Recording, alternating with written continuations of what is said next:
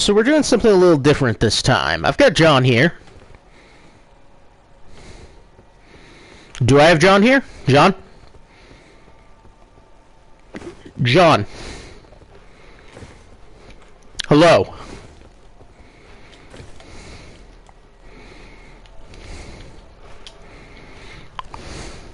Sorry about that. I got a phone call from someone. Yeah, it's I'm all set now. I apologize. Okay. Alright, I've got John here. Hello! And John is going to be making all major build decisions for me. John has never played Nightreign, and I am not going to provide John with any meaningful information at all. So, I'm in danger. I will be flying blind tonight. I have a question. Is your character class already determined, or I get to pick that? You will get to pick that. Yeah, yes. Yep, there are 10 characters. Okay. You cannot answer. You cannot answer a non-aesthetic. Oh no. I just want to. You can only use the information that's on the screen and vibes. Okay. Yep. Okay. I am giving you no information. But the only thing I will tell you is yes, this is a Birdman. Okay. Well, I'm not interested in some kind of Birdman. I see there's a nun. Mm-hmm. Is all right? Yeah, so, that's the sort of question I can answer you. Yes, that is a nun. Oh, perfect. So here's the deal. I've put a lot of thought into the world of Elden Ring, and I think that the problem with this world is that it lacks Christ. So this is going to be a very Christ-forward playthrough. Okay, sure. All right, so we're going to... So you're going to be the nun. You're going to be the nun. Yep, I'm going to be the nun. Okay. All right. So I'm going to approach this... Okay, is this nun properly attired? Would you like me to change your clothes if possible? Or do you just want to see the options? I would like to see the options. I would like to maybe go a bit more traditionally nunnish if possible. Okay, that is indeed possible. Alright, let's check out the options then. Alright, let's see the options. Yep. Hey, hello whoever. John is here with me and has just selected the nun for our first whatever. Alright, yes. So we have here the basic Undertaker. We have Dawn. Very nunnish. We've got Raven from Teen Titans going to Lilith Fair. Yep. And then we have two that don't really look nunnish at all. I think Remembrance is the most nunnish. Okay, we will go with Remembrance. Alright, so we're wearing the Remembrance costume. And now I am going to approach this table here for reasons I am not going to explain. That's fine with me.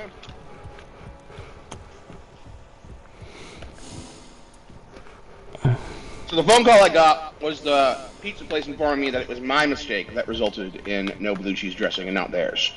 And as such, I felt it felt like a bit of an entitled stance to ask for some sort of compensation. So I dropped the matter. Okay. Yeah. All right. So from here, only information on the screen. I'm going to tell me when to scroll. Okay. Expeditions. Okay. Alright. So, yeah, start scrolling. Start scrolling slowly. I wanna get past Dreglord, basically. I wanna see what's below Dreglord. Yeah. And I can provide you no meaningful information about what these things mean. Okay, let's see. But I will answer aesthetic questions like, is that a blank? Yeah, that's fair. I think we're going to go to the bottom one, the one at the very bottom. Deep of Night? Is that what you want? Deep of Night. Okay. Yeah, I want that one simply because, again, this is going... For those who don't know, I think I have come to the decision the problem with the world of Elden Ring is a lack of Christ. Okay. These motherfuckers need Jesus. And Christ will come like a thief in the night. Okay, so we're going to the deep of night, like a thief in the night. Okay, cool. You'll come like a thief in the night to save your soul. So, you know, all that. Yeah, to save souls. That's pretty good. And as the nun. Yes. So all decisions in this playthrough will be made biblically. They will be made with the purpose of spreading Christ's message as the main focus. Yeah. Good call. And hello, whoever is watching. Yeah, we are apparently going to spread the word of Christ in the deep of night with this nun. I'm sure it'll work super well with no problems. I'm sure these guys are just itching for some gospel. Yeah. Yeah. No, these guys are, hurting for converting. Converting. That's not bad, that's not bad. Hey, you know what's something that depresses me every time I think about it? British Mormons. Oh God, yeah, no, that is a weird phenomenon. I do not understand it for the life of me.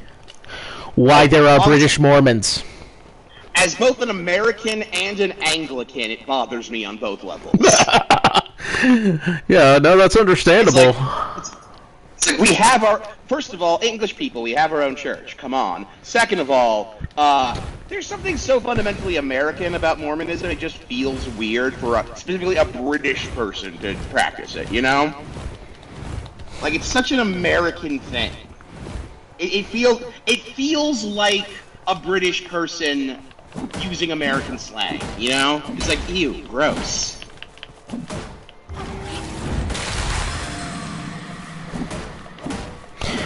I am waiting for something. That's fair. I think I had... So one idea, it's a very loose idea. It's one of those drunk or high with your buddies ideas. Yeah. But I had an idea of, wouldn't it be grand if there was some sort of kung fu movie that was about Scientologists and Mormons in conflict with each other? And they actually possess the inherent powers that Scientology and Mormonism say that you will receive? No, they just have the inherent powers of being a kung fu master. Okay. It'll be a classic kung fu movie in many respects. It might even be in Mandarin or Cantonese, just for the sake of it.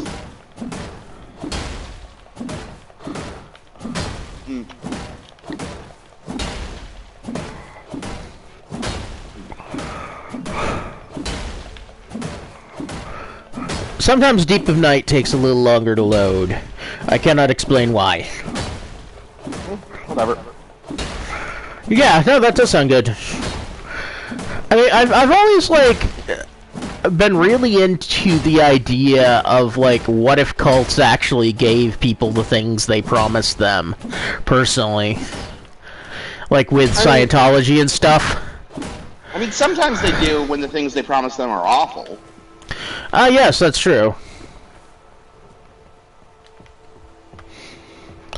But I'd kind of almost like to create a role-playing game where all of the splats are people from different cults, like the People's Temple and stuff, and their cult messiah has given them the real powers they promised them.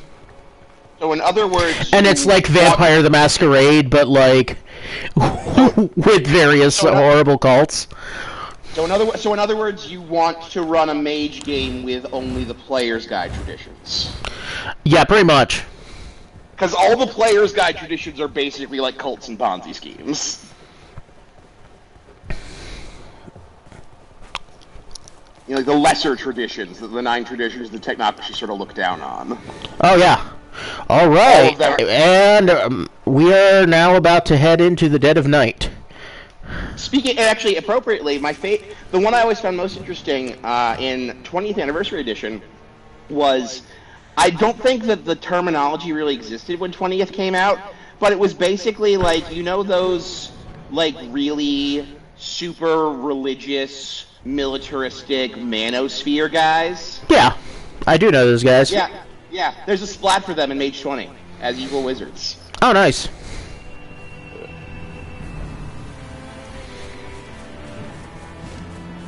And so, yeah, check out what's happening now.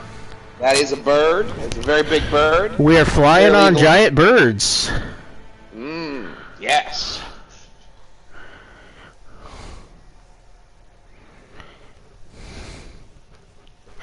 And it'll be a minute before you have to make another. It'll be probably about like 5 minutes before you have to make another decision. Yeah, but hey, in the meantime, we're holding on to the wings of the eagle. Watch as we all fly away. Yeah, no, it's true. Holding on to the wings of the eagle. Yeah. There's a lot of birds and bird-adjacent things in this game. In this game, I will tell you that much. But that is only in a list of aesthetic phenomena. Hey, listen, I'm just going to make a claim right now. I'm going to make a real strong claim right now. Yeah. And that claim is this. Is that, in terms of actually representing the vibe of Spider-Man, Hero by Nickelback, pretty good theme song for Spider-Man. No, it's true. It works okay. Because Peter Parker is absolutely the guy who would sit on a rooftop moping and soliloquying all of the lyrics of that song to himself.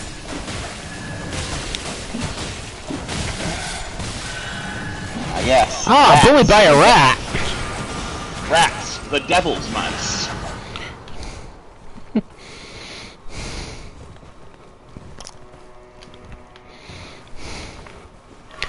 Bane hamsters.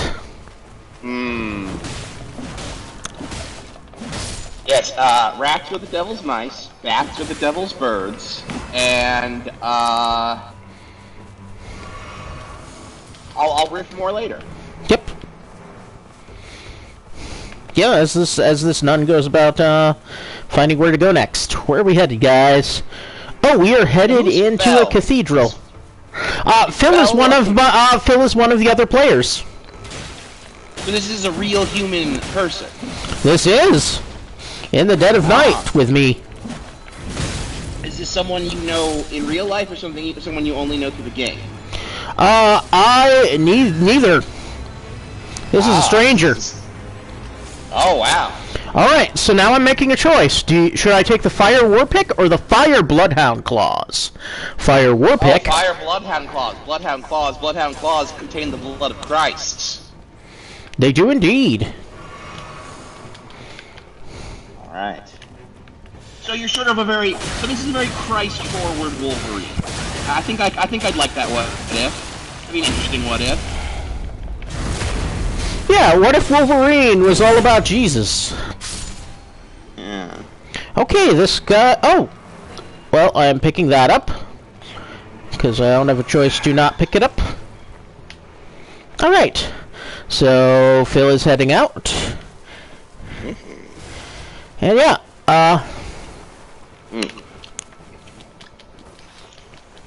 Phil is very fast. Oh no, Van! Oh, Yan, I mean. I'm not concerned because Yan can cook. So, the name Phil always makes me think of the Disney Channel sitcom Phil of the Future.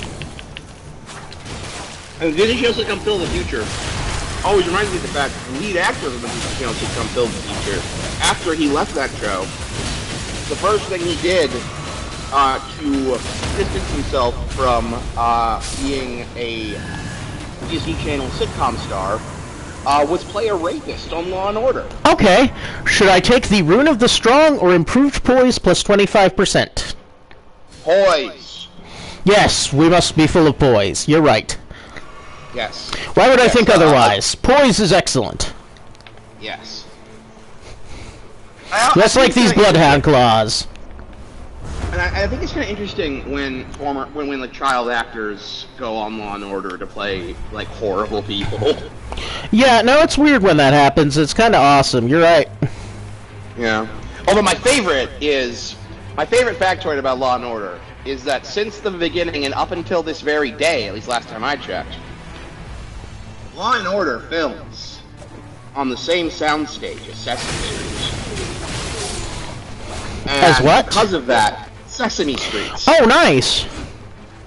Because of that, if you actually go through Law & Order, you would find that in many episodes, witnesses, judges, prosecutors, random cops, and even sometimes the killer will be played by the human actors from Sesame Street. Oh, that's awesome. I did not know that. Yes, Gordon and Maria have both been judges multiple times. Well, that makes sense. She's got like those Maria has those vibes. Yeah. And a few of the other ones, the newer ones, whose names I can't remember, have been like witnesses. They've been victims. They've occasionally even been the killer. That one's a little rare though, because they usually want to save that for like, I don't know. Yeah, I mean that's usually an actor who that's usually like a guest star who needs something to chew on. Yeah. Exactly. Yeah.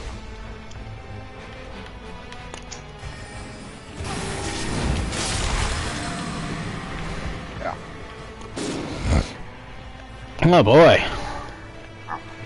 These guys are getting their ass beat. These battle mages are serious tonight. That's okay. Yeah. Oh, and of course, as a result of that, and also just as a result of the character being who the character is, John Munch did appear once in an episode of Sesame Street. Oh yeah, no, John Munch. Yeah, I particularly enjoy that concept because John Munch has a position I often have in life, which is like the guy who has to explain the crazy thing. I thought you were gonna say the guy who like knows both Ice-T and Miss Piggy. Oh man, I wish I was that guy. That would be awesome.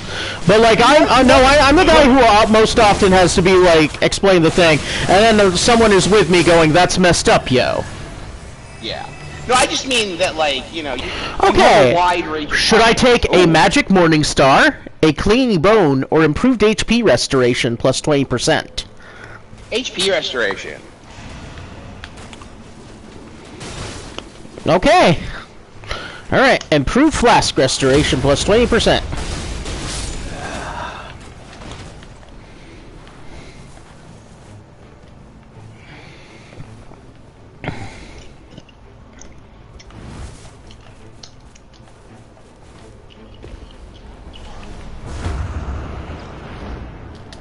Bah! These springs are sometimes kind of annoying. Yeah. Boing up. Okay, good. Did not get caught on a rock pixel. I am almost caught up with my teammates. Oh no, not you, not you, not you, not you. Motherfuck. Did you just see that? Were you watching and seeing the creepy face?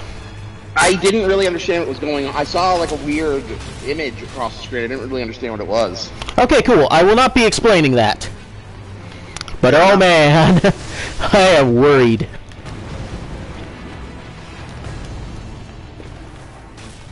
There's something about Tom Clancy that really pisses me off. Yeah, I agree.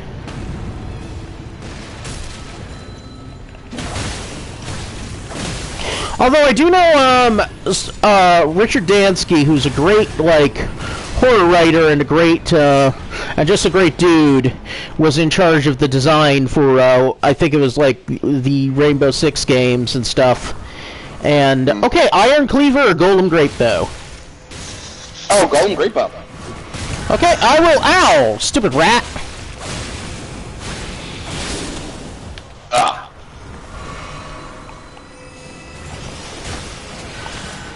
Okay, should I continue to main the Bloodhound Claws, or should I pick up that Great Bow and start shooting with that?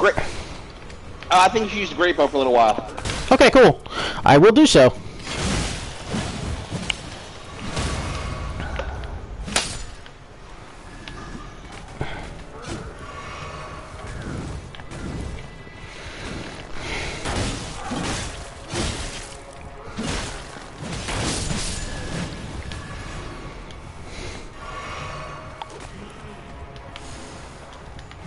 Alright, we're okay.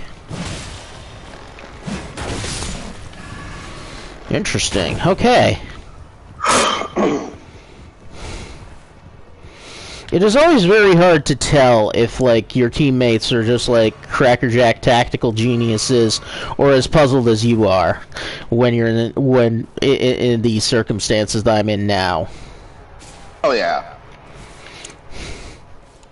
Like, are these guys, like, stone-cold killers, and I'm holding them back, or am I the, like, the, heart and soul of this team? I do not know. But I imagine with my dedication to, the word of Jesus Christ, I am the heart and soul of any team. Oh, yeah.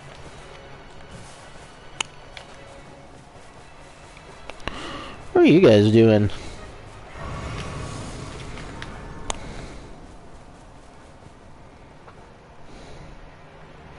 Oh, are you? Oh, nice. Okay. Yeah, we can do that.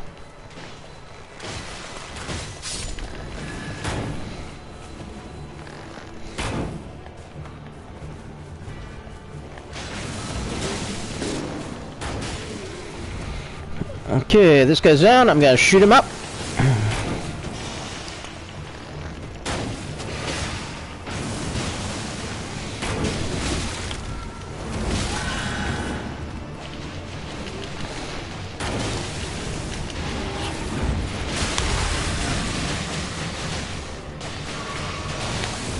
I particularly enjoy that these guys have a flying nun. I do like a flying nun. Yeah, no, it feels like a reference to that one sitcom. Yeah. Cheers.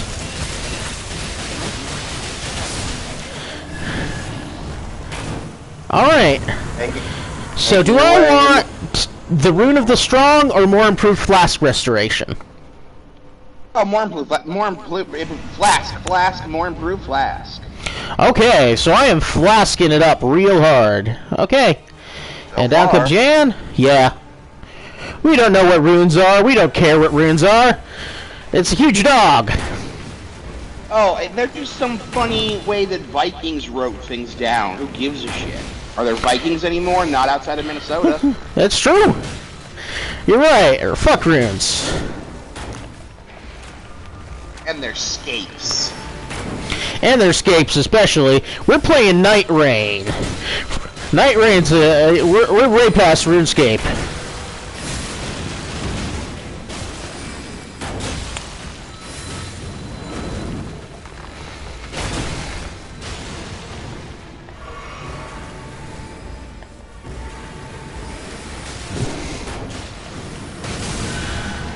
Oh, bad dog.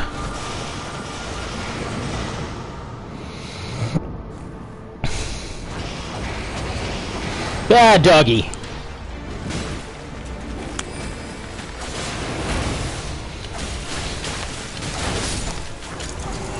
Ah, fuck. Oops. He was dead. Alright, do I want a crystal sword, a ripple blade, or improved physical damage negation? Oh, improves physical damage negation. That's true. Christ will protect us. Mm-hmm. And how? He will protect us from the dead of night and whatever comes in the dead of night.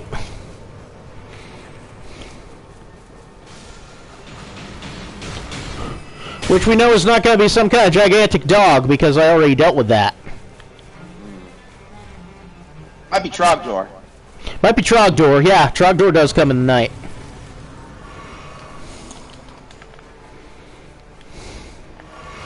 Oh. You're going to the castle. Okay. Sure.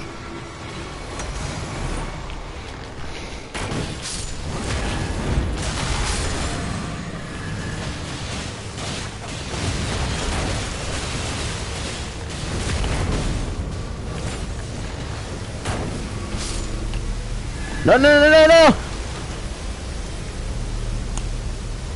no! Okay, good. Thanks, Phil.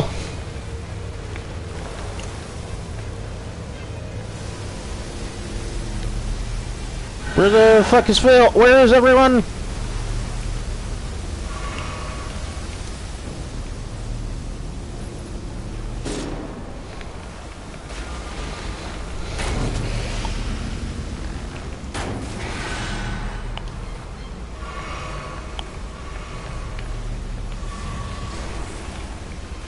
What are you doing?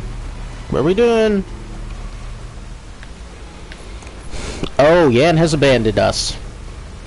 No! Looks like he couldn't cook at all.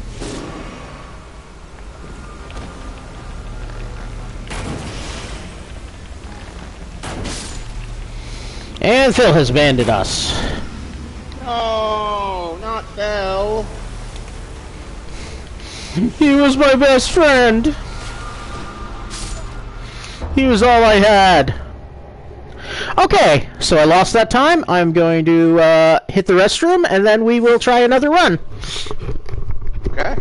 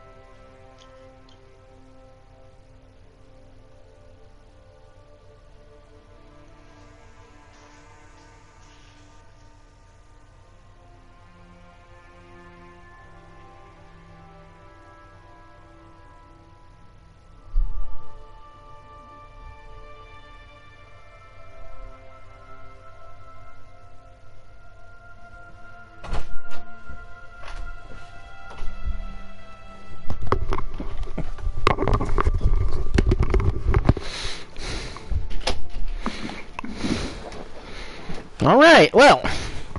So, now some stuff happened. No progress. But okay, we're going back to the table, and we're gonna pick a new expedition. Sounds good to me. Will I descend once more into the deep of night?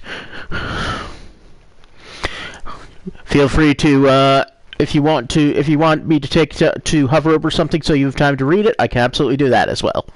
Because they do have, there are lore descriptions of the various expeditions. Yeah. Okay. Do you want Deep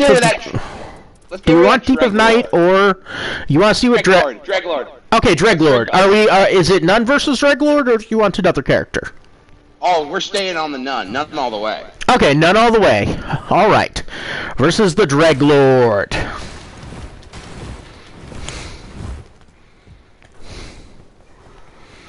Okay. Yeah. That's a neat name, huh?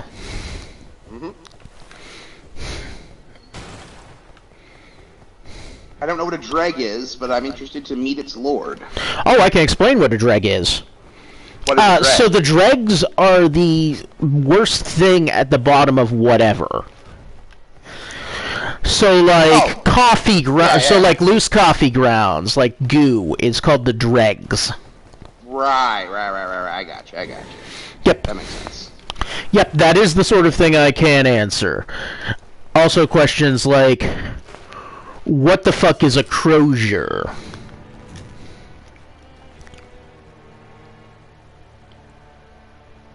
I'm not that interested in what a crozier is right now. Okay, good. I'm glad you're not that interested in what a crozier is. There's a non-zero chance. There's a non-zero chance a crozier might happen. Hmm.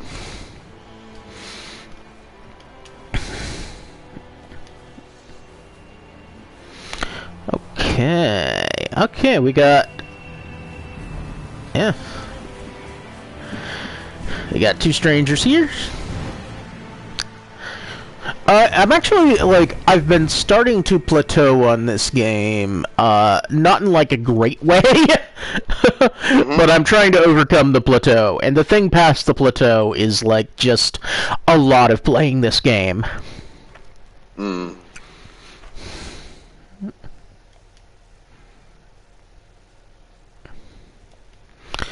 Yeah.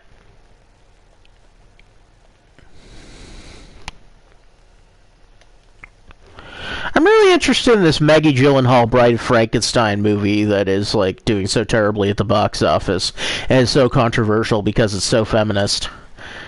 Because people don't understand, people are like, why is the Bride of Frankenstein feminist? And I'm like, I don't know. Why did I just douse you with gasoline? Why are you burning? Why are you screaming?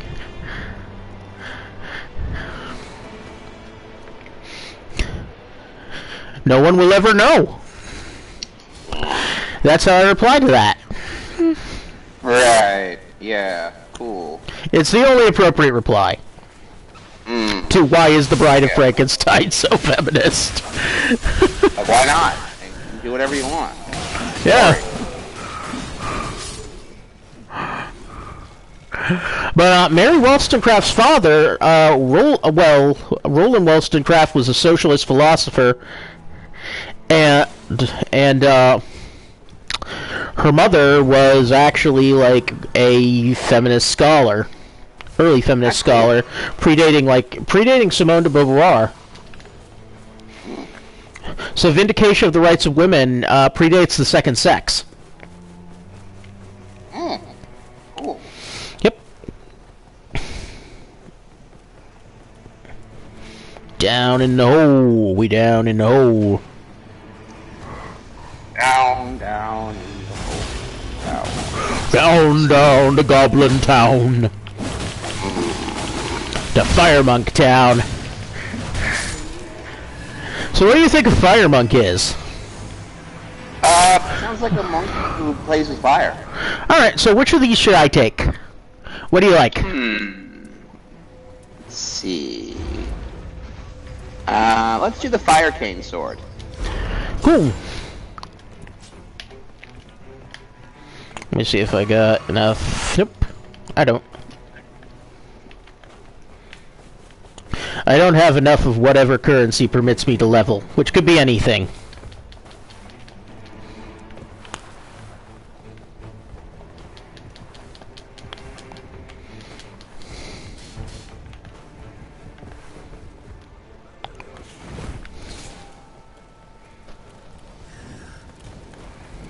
Okay, these guys are hightailing it.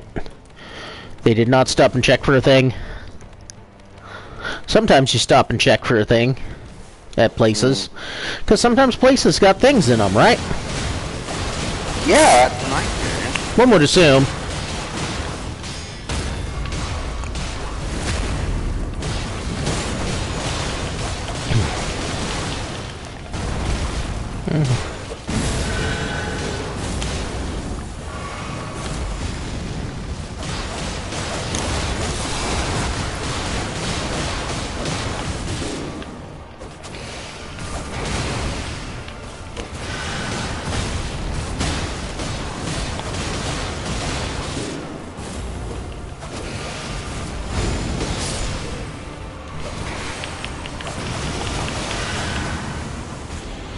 Alright, so Rune of the Strong or FP Restoration upon successive attacks plus 10%. FP Restoration. Yeah, that's right. We'll restore that FP. Just as Christ was restored to life after 3 days. Yep, he restored that with successive attacks. Against the devil. Against the devil, yes.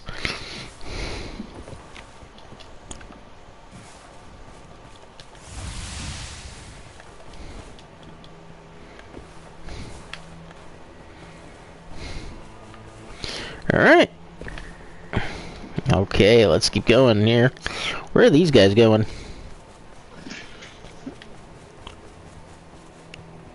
Where's the Ham of May? Oh, that's cute! Mayhem.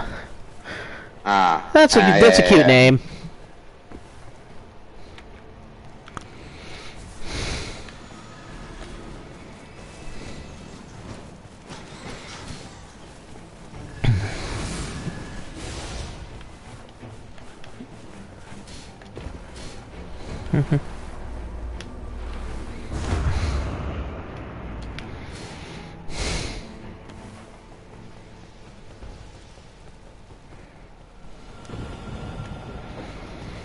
This is a game frequently played by trans ladies who love dad jokes.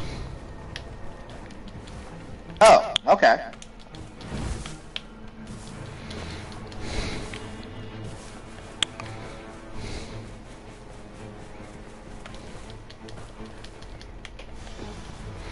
Which can be said about like pretty much any Souls game.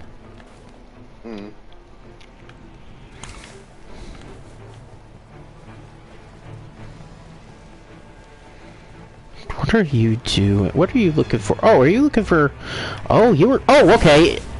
Oh, you guys are... You guys got a big... You guys got a big boy health bar. Okay. I see now.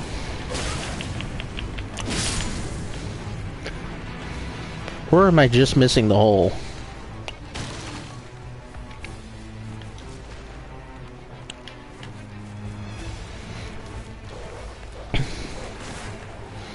It'd feel really bad if I was just missing the hole here.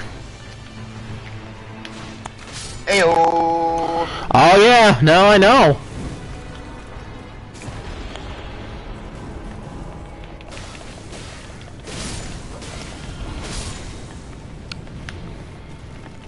Yeah, that appears to have been the case. Okay, that's alright though. I do not need whatever's down in the hole. I have Jesus and my cane sword to sustain me. We have the power of God and anime on our side. Yep.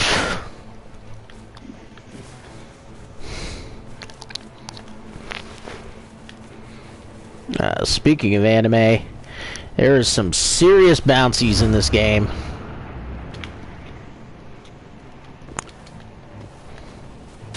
Huh? Like boobs? No, actual bouncing. Oh, okay. Like major jumpage happens. Like those spirit springs can project you like very far. No, I guess I just don't really associate anime with jumping more than any other anything. I guess there's a lot.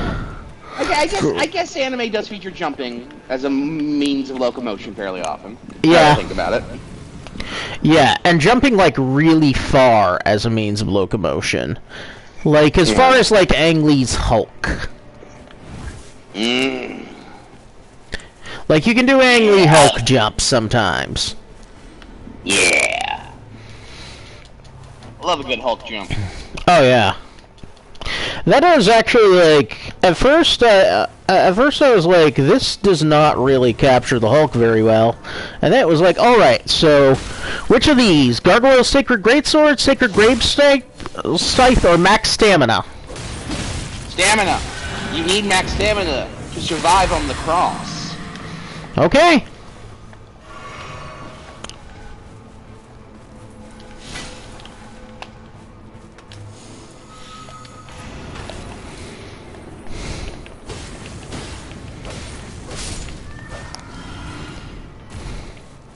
Fun fact, that guy you just killed wasn't a monster. He just had elephantitis. That was a hate crime.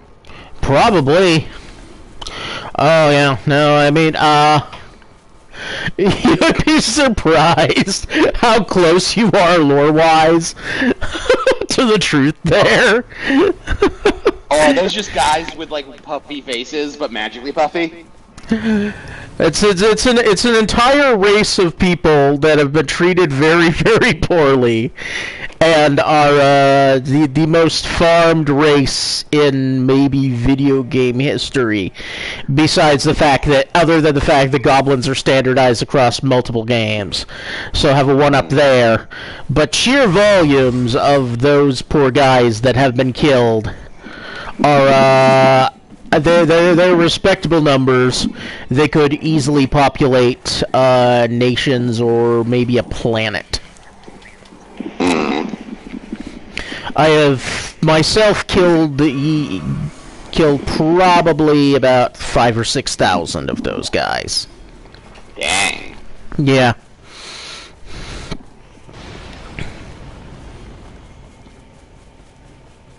What are you guys up to? Oh, you went down. Okay, good. Thank you. You went down into the hole.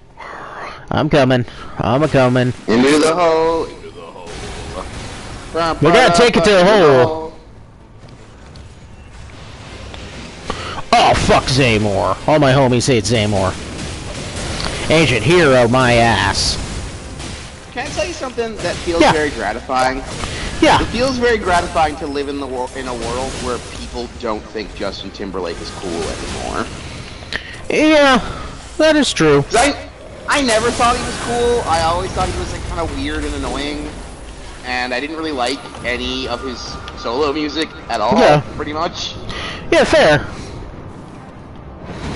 I mean, he seems like a generally okay dude, but yeah, I don't think like that's like the kind of that's the kind of manhood that's super interesting.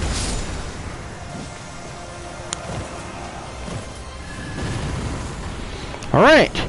So, Inquisitor's Girandole, Loretta's Warsicle, or Bloodloss in Vicinity increases attack power? What do you think? Ooh, this is actually tough, because an Inquisitor sounds churchy. But Bloodloss, definitely Bloodloss, Blood of Christ. Okay, Bloodloss, Bloodloss it is. Bloodloss, Blood of Christ. That's the way my Alright, yeah, I'm going heavy on the passives. Which could be good or could be bad. Could be anything, really. Okay, now I get to choose a talisman. Flame Drink, Jake. Millicent's prosthesis or Taker's cameo? What do you think? Flame Drake talisman. I mean, yeah, that does sound really badass. It's got Flame Drake right in the name.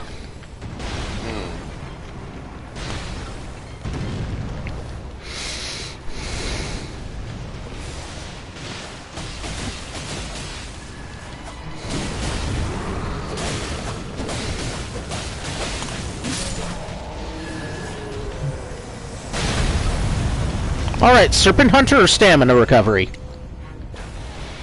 Serpent Hunter. Oh yeah, no, because Satan is the Great Serpent, yes. Exactly. I agree. Hunt that serpent. Okay, oh wow, yeah, I also gotta hunt that troll who's been throwing shit at us. Or we don't hunt the trolls, okay, cool. Yeah, good call.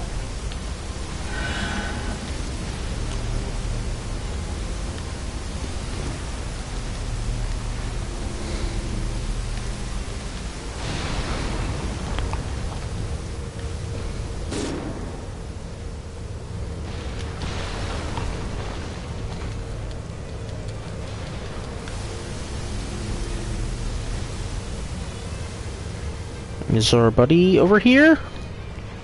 Oh, good, yes. Alright. Good, good, good.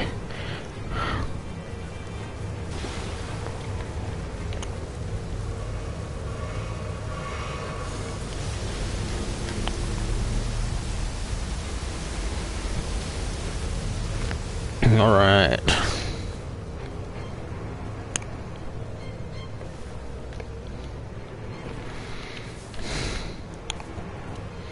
Now we are going to go together to a place, and then a thing's gonna happen. Ooh. We might meet someone.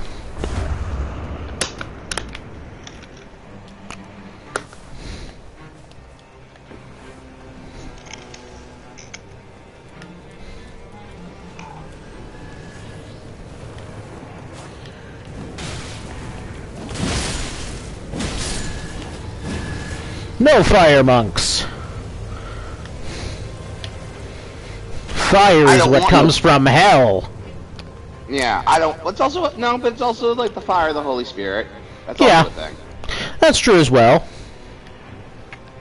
I just don't want no fire monks. A fire monk is a guy who can't get no love from me. Yeah, I guess that makes sense. Should I pick up that Envoy's Longhorn this guy just dropped? Oh, sure, why not?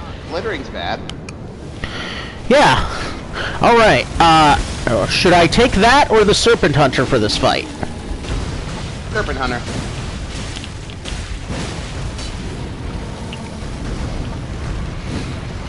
Behold, two bears! Apparently a bald man was mocked. Well, that's impolite.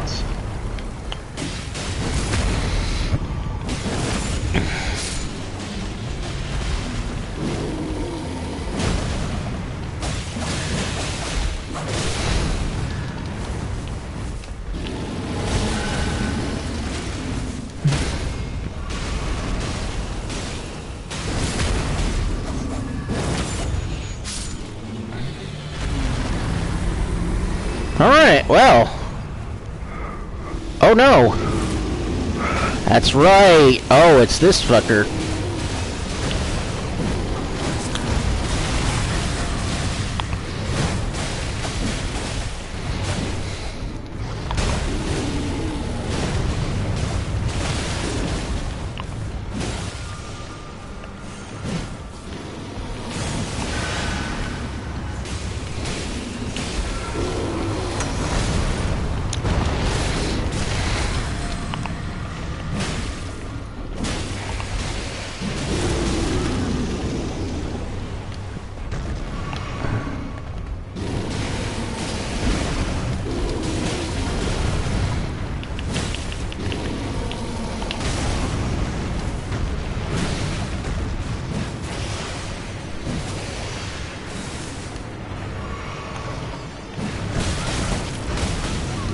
Ow! Fuck. Sorry.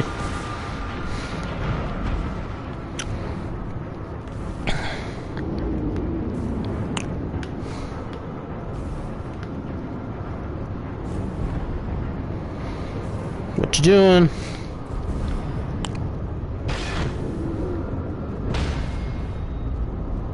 Okay. Interesting.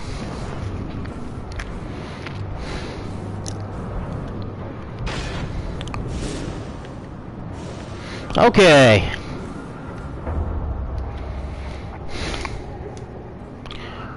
Should we go forth against the Rig Lord again? Oh, that was it? That was the whole thing? Yes, everyone was killed. Oh. Yeah, let's try again. I want to get that fucking Dreadlord. That Yeah, Dreadlord. no, Seems like an absolutely. asshole. He is an I will tell you, he is an asshole. That much I can tell you. Yeah, let's get this Dreadlord asshole.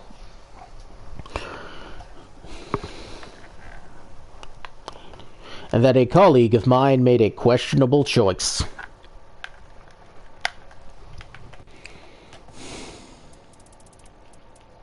Well, that's okay, because I'm going to be making a lot of questionable choices. Or rather, you're going to be making some questionable choices. Not like the choices you've made, which are, of course, impeccable.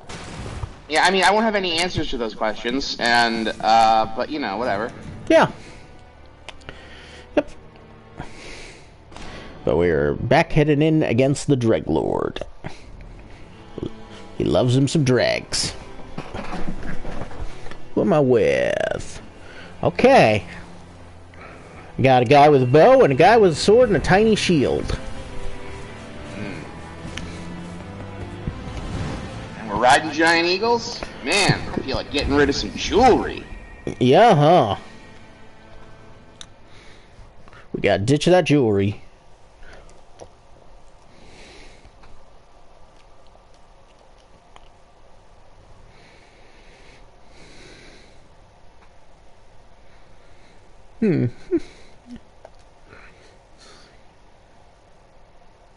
But yeah, I am really interested in seeing what this Bride movie is like. Have you seen the trailers of that? I have. It looks very weird and slightly off-putting. Not necessarily in a bad way, but also not necessarily in a good way either.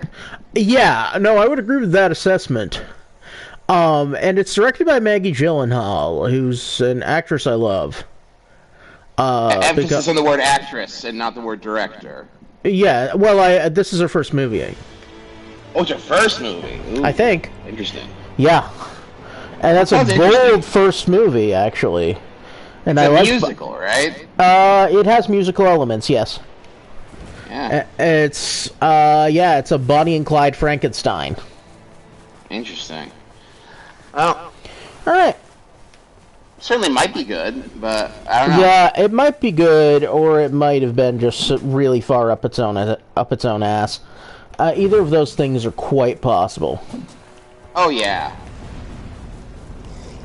It gave the impression of those two being the two main possibilities from the trailer. Okay. Are we doing this? Okay.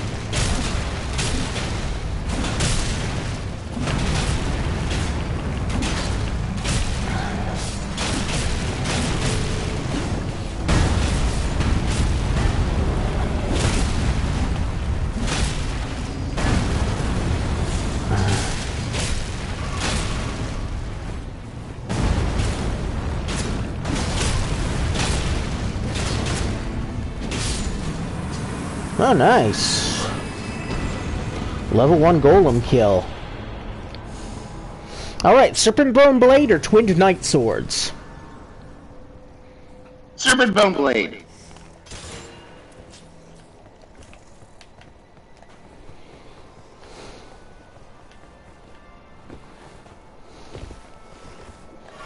In spite of certain disquieting implications of the word bone, yes. We will deal with that.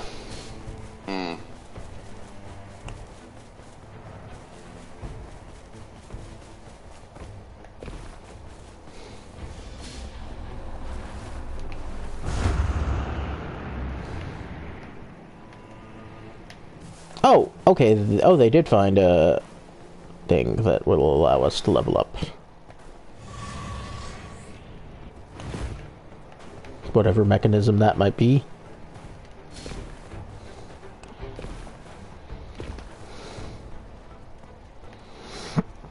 Alright. Damn, okay. It's a godskin noble.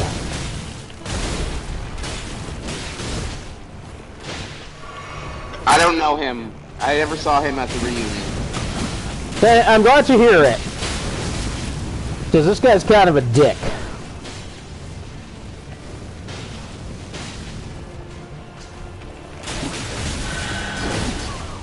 Oof.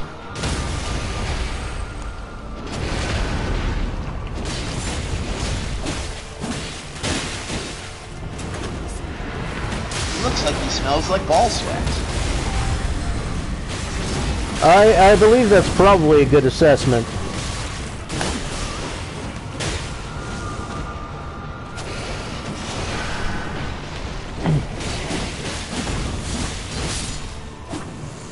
Alright.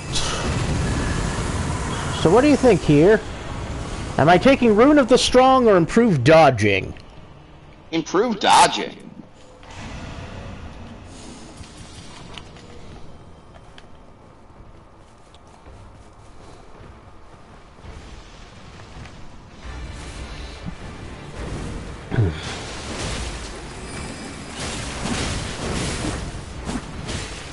Oh, the pupper. He protect and he attack, unfortunately.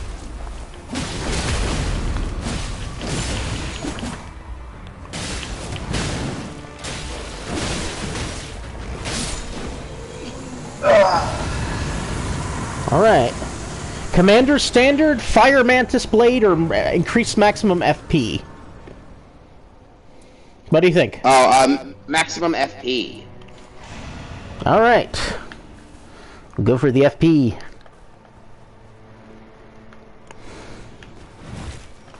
Getting real big in the old FP-ness.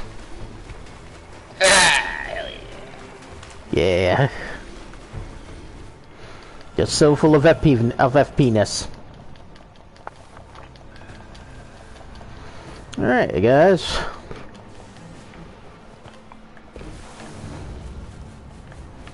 Ooh, a Miranda Blossom. That's a sassy one.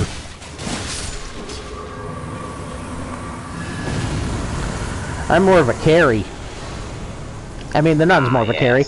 Morning Star, Executioner's Great Axe, or increased stamina recovery? Stamina.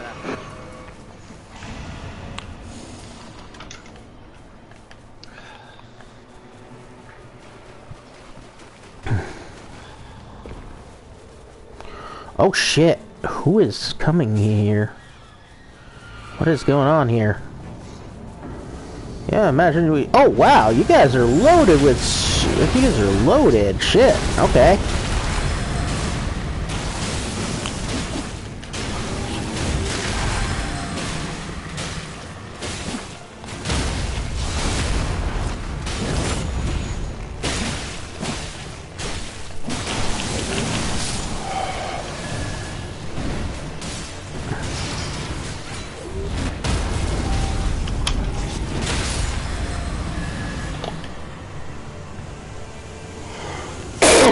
Alright, Rune of the Strong or Poise? Poise. Poise. Alright, we'll go for Poise. You are a bride of Christ. You must be very poised. Oh yeah, I am poised. I'm also not 100% certain what the word poise means, but it sounds good, I guess. Poise means rectitude and the capacity to stand upright. Both so physically and metaphorically.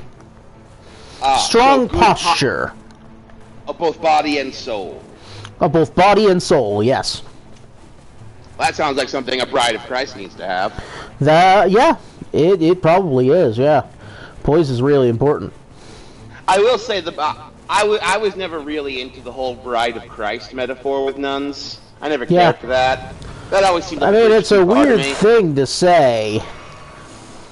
Especially because it's not like Buddhist nuns say they're the bride of Buddha, you know? Hey, did you know that Christians actually got that directly from Buddhists? Nuns? Nuns and monks. Oh yeah, no, I'm sure. Yeah, no, it's because the earliest Christians were in Egypt at the same time that that Indian monks, that Indian Buddhist missionaries were in Egypt. Oh, nice. Yeah. So that's where they got it from.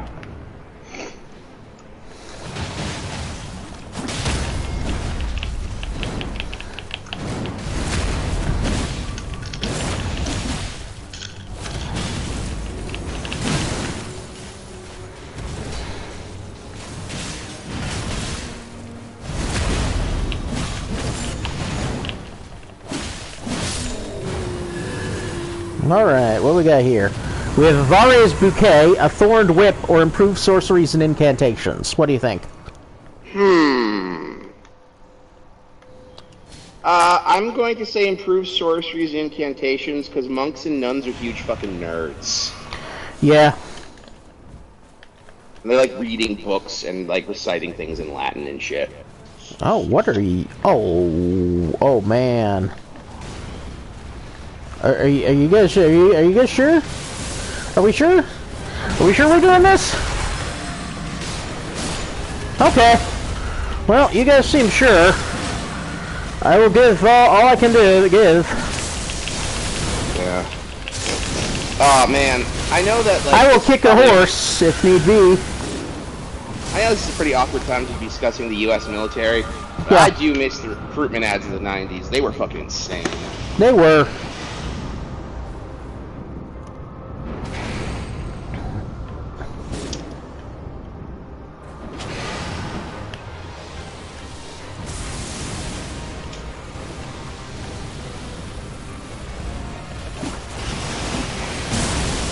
Oh shit! Ah, bad time to go down. Sorry. You remember that one that was like? Oh yeah. Dude fighting fucking Balrog. Like from Street Fighter? No, like from Lord of the Rings. Oh, a Balrog. Okay. Yeah, like a giant, like there was a giant monster that came out of a pool of lava, and the dude's sword fought it. And like I remember watching it and thinking, is this like an ad for like a video game or a board game or something? Oh yeah. And then it got to the very end, and it's like the few, the proud, the Marines. It's like, yeah. No, I do remember that. I remember my mother laughing her ass off because she was a Marine. Oh yeah. At that one. I'm sure actual Marines thought that was the dorkiest shit in the world. Oh yeah.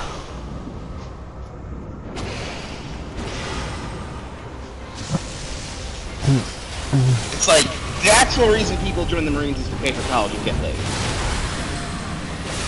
Like, that is the actual reason one of them. Or to kill people if you actually are a fucking psycho. But most normal people who become Marines do it to pay for college and, like, get laid. You know? Yeah. They do it, like, okay, so Royal Greatsword or Ringed Finger or Guard counters activate holy attacks. Royal Greatsword, Ringed Finger, or holy attacks? Okay, holy attacks. From Guard counters. Christ forward. Okay, but that did say Guard counters activate holy attacks. I don't know what that means, and I don't really care. It had the word holy in it. Okay, fair. This is the gimmick of the show, remember? It is true. You are correct.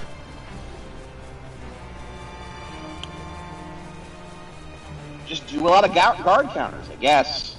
Yeah, I will do so many guard counters.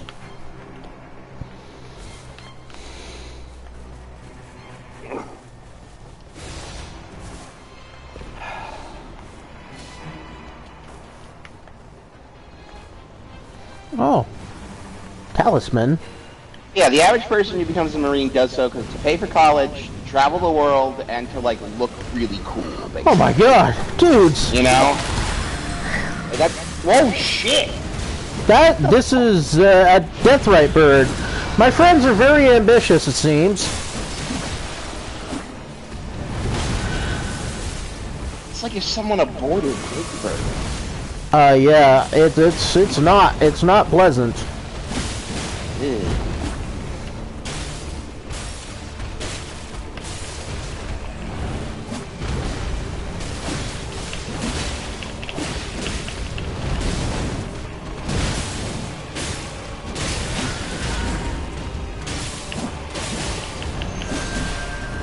Sometimes chickens have a mutation where they're born with 4 legs instead of 2 legs.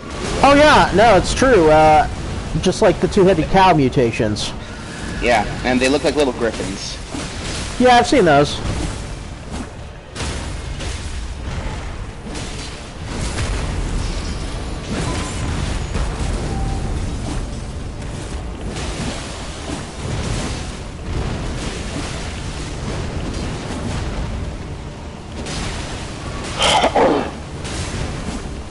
Yeah, this guy's, like, really rad and kind of rancid at the same time. Yeah, like any musician worth listening to. Yeah, no, he is, Deathrite Bird is pretty metal. Down to the fact that you could call a metal band Deathrite Bird. Oh, a gold one. Do I want a Falling Star Beast Jaw, a Grafted Dragon, or HP recovering from successful gardening? Oh, Falling Star Beast Jaw, because I'm imagining that is like Lucifer's tooth, and it's a keepsake from when you like punched him in the mouth. Because Lucifer is a falling star, you know. Yeah, that's true. You're right on that. Oh, guys, I can get these back next. I can get these back tomorrow. Don't worry, everyone. Why did you get drunk and fall over? Because something occasionally happens that causes you damage. Oh. At a certain point in the game. Oh, wow. The environment itself becomes damaging. Damn. It's like Fortnite. Yes. This is actually, yeah. Yeah, Is this just Fortnite? Is this just Elden Ring Fortnite? This is just Elden Ring Fortnite. Yeah. You know, I like Fortnite. I played it a little bit. It's kind of... Hey, actually, that's a game you could play together, because I have Fortnite, and if you ever want to do Fortnite on stream. I might actually try learning Fortnite at some point. It's not that hard. I mean, like, obviously there are people, like, obviously there's a skill, like, ladder to it, but, like, learning the basics is pretty easy. Ah, fuck, no! Why would I want to do that? Damn it, camera!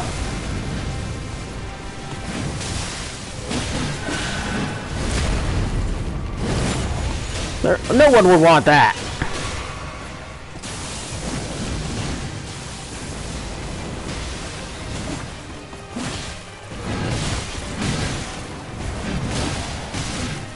Oh, also, One Piece Live Action Season 2 comes out on Tuesday. Oh, yeah. I'm very excited because it will be adapting the Why For-Profit Healthcare is Bad arc.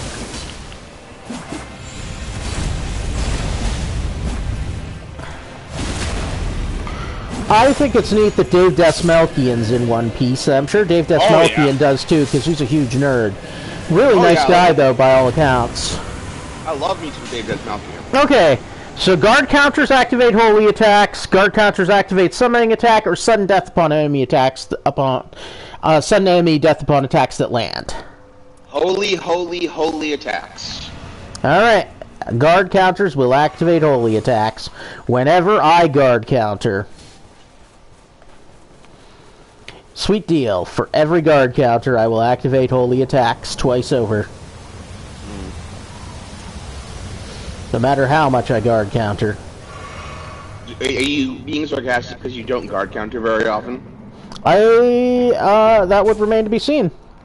Fair enough. Day 11. Where the hell are those things that I left on the ground and have to find? I almost said the name of a thing that would spoil a huge mechanic and encourage you to do some. Ah, there we go. There's my. If the word you're looking for is research, I can guarantee you I will never ever do that about this game, even if I play it myself. Oh yeah, for sure. Okay, fair. Like, the only research I will do when playing Elden Ring is, like, asking you or another friend of mine who's beaten Elden Ring to, like, coach me while I play Elden Ring. Oh yeah, for sure. That is the that is the maximum amount of research I'm willing to do. But really, any video game, honestly. Oh, nice. Okay. Yeah, this was actually a very good start. What are you guys? Oh, shit! Oh, fuck yeah! Oh, my God. Dudes, I'm coming. I love your choices. I love your hustle. I'm coming. I am coming to help. That's the best. My first exposure to David Zmalkian was when he played one of the Joker's minions in The Dark Knight, and he fucking stole the scene even though he didn't have any fucking lines. Oh yeah, no, he's a really cool guy. He wrote a comic that's pretty cool. All right, Saint Trina's Torch, Zamor Curved Sword, or Critical Hits inflict blood loss. Saint Trina, of course. Oh yeah, of course we want to go for Saint Trina's Torch. In fact, is that a weapon? It is a weapon. You should use that for a little bit. I will use it for a little bit.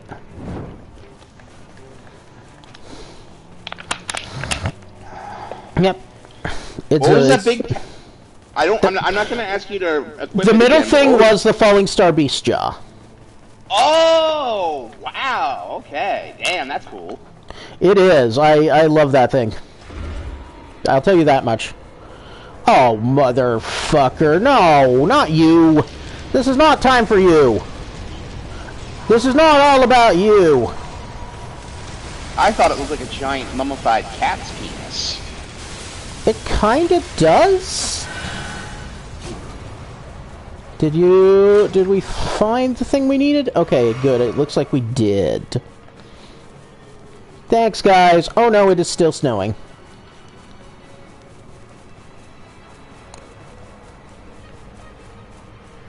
Okay, our friend is doing what?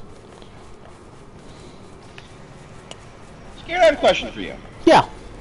If we had to pick a figure from folklore, or history even, or whatever, just anything, Yeah. to be the Santa but for summertime, who would you pick? Who or what would you pick? Brian Wilson. Nice, yeah, shit, you're right, fuck. God damn, that's good. I would pick Brian Wilson's ghost. Because I believe he did die recently. Yeah, I think last year. Oh shit, yeah. Okay, are we doing this? Oh yeah, we're fighting Dragon? Yeah, okay. Of course. I mean, the dragon is a symbol of Satan. Why would we not be fighting him?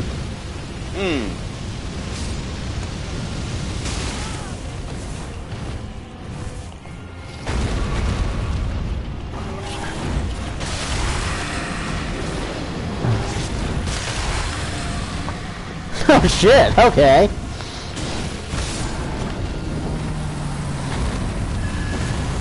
My favorite thing about Malcolm McDowell... Okay, Nox Flowing Hammer, Golden Order Seal, or Communion Grants Anti-Dragon Effect?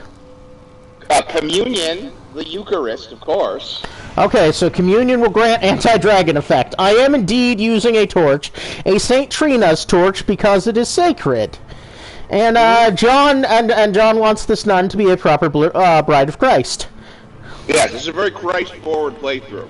Yep, that is why I am using Saint Trina's torch. Yeah, maybe sleep.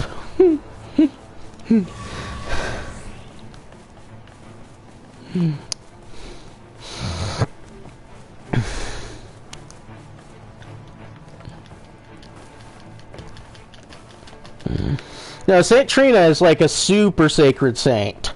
You remember how saintly Saint Trina is? Like most saintly ever. Is Saint Excellent Trina a real saint or a video game saint? Saint Trina is a video game saint, I will tell you that much. Fair enough. She is a saint from the Elden Ring world. They are a saint from the Elden Ring world. A non-binary saint. I was about to ask, non-binary, more than one person, or some sort of entity? All of the above? Spiked Cestus or more runes? You want more runes. Let's do more runes. More runes, okay, yeah. More runes. Yeah, Saint Trina's got some lore. Because Saint Trina is not always known as Saint Trina. Saint Trina goes by another name. The public universal friend? You are closer than you're closer than you'd think. In certain ways, when it comes to Saint Trina is in fact a gender non-conforming saint that is represented by another being in the Elden Ring canon. Magic Shield of the Guilty, Royal Greatsword, or reduced FP consumption? Oh, reduced FP consumption. Yeah, good call. We want to reduce that FP consumption. I don't even know what the Ash of War on this torch is. Well, I know one thing about the Ash of War, is that it's good for absolutely nothing. That's true. Good God, y'all. Yeah.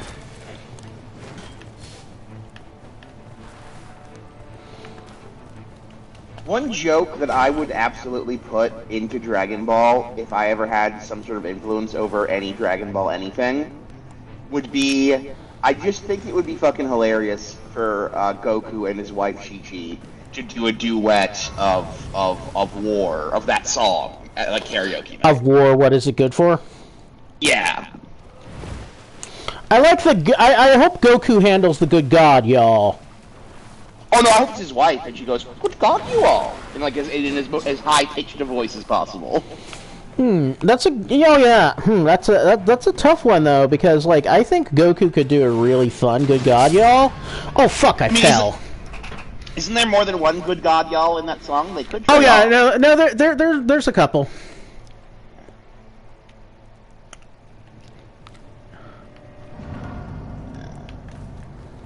Ooh, boy. Okay, how do I get to you fuckers? There should be a... I'll just come around when they get back around here, I think.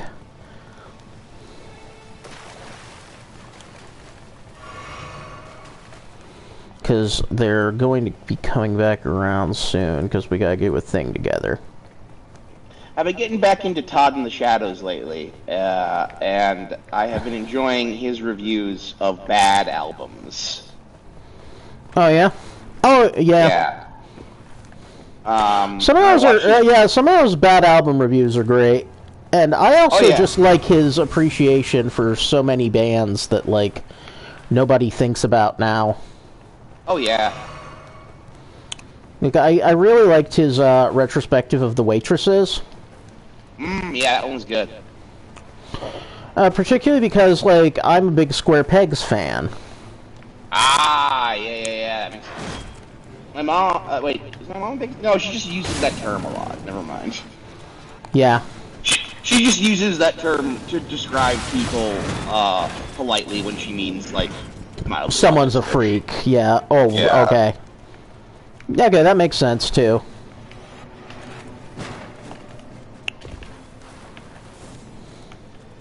Damn it! Okay, well, I found a thing. Royal Greatsword, Saint Trina's Torch, or more runes? I mean, yeah, get another torch. Get 2 torches. Fuck, sorry, I accidentally took the Greatsword because these guys were... Oh no, I took nothing. That's fine. That's fine. I got flee. Kill these guys. Oh no, please. You got a voice, Donnie Thornberry. You gotta flee.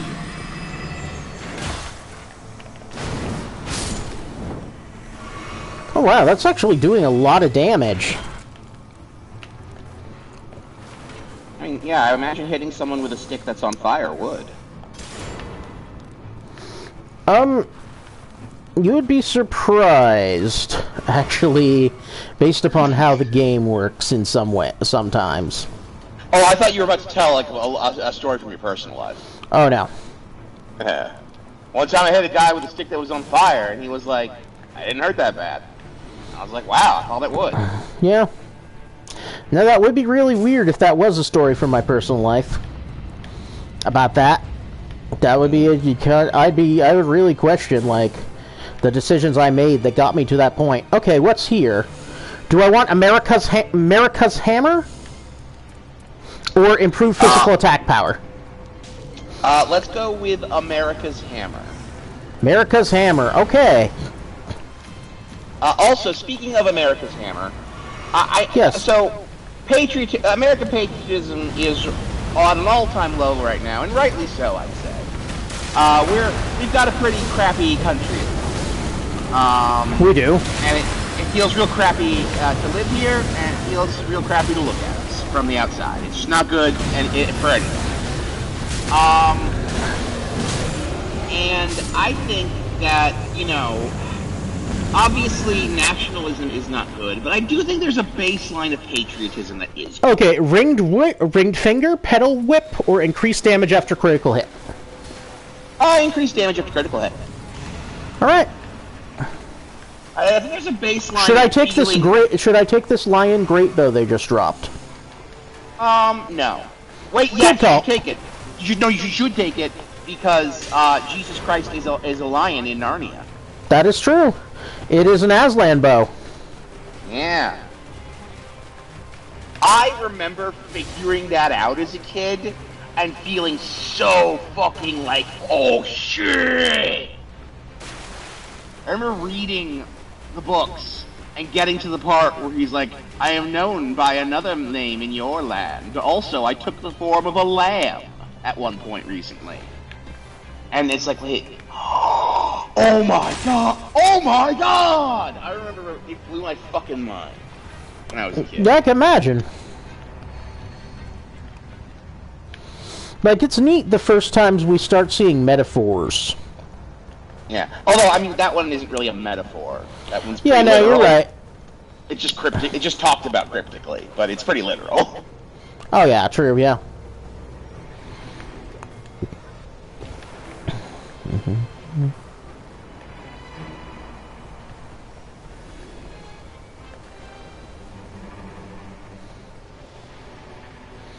Alright, we got some guys here.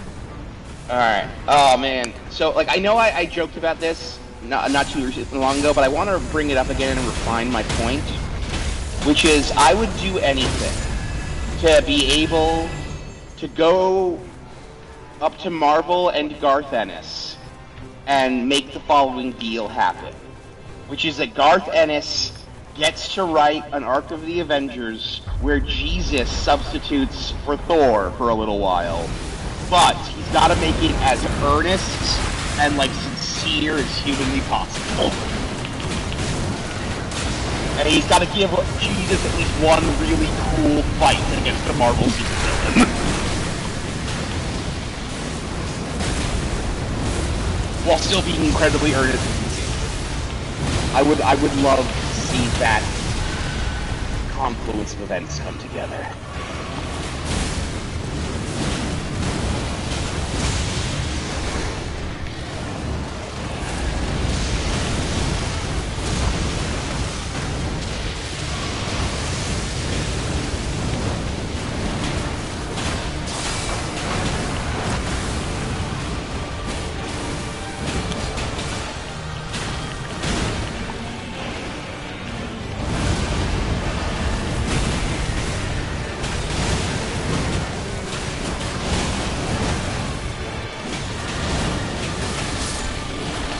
Oh wow, that was pretty properly clobbered.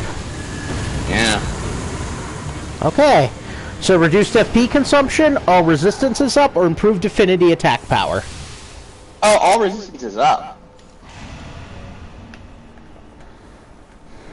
Yeah, I'm a big fan of taking things that seem like they should be, like, tongue-in-cheek, and, like, having them be painfully sincere. Yeah, no, that sounds potentially very fun to see Garth Ennis writing Jesus as a member of the Avengers. Yeah. Alright, so, which of these items should I purchase? I have 50,000. Let's see. We have a warming stone, starlight shards. Oh, and the thing that's exalted. Okay, how many? As many as you can afford. Okay, so I should go full exalted. Boiled crab? Alright, how much? And, let's see then. Warming stone, starlight shard, pickled turtleneck, fire pot, crimson whirl. What's the last one? Fire pot, crimson whirl bubble tier, opaline bubble hard tier. Yeah, opaline. Get opaline hard tier. Okay, cool. I will get that. Okay, so now on to the Dreglord. Maybe she's born with it. Maybe it's opaline. It's possible it's opaline.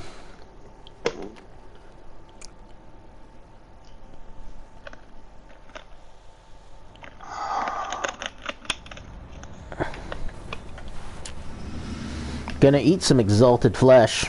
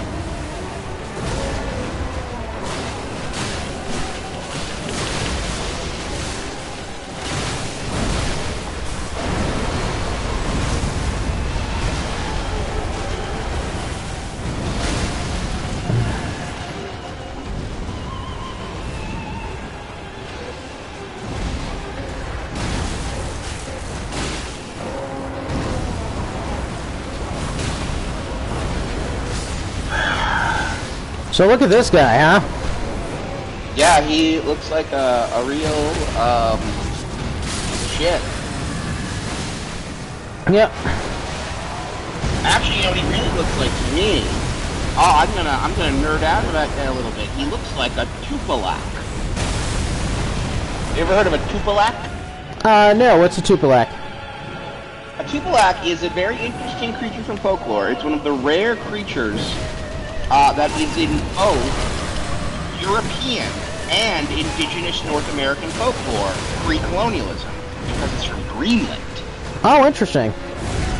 People forget that Greenland is both European and North American at the same time, culturally and historically.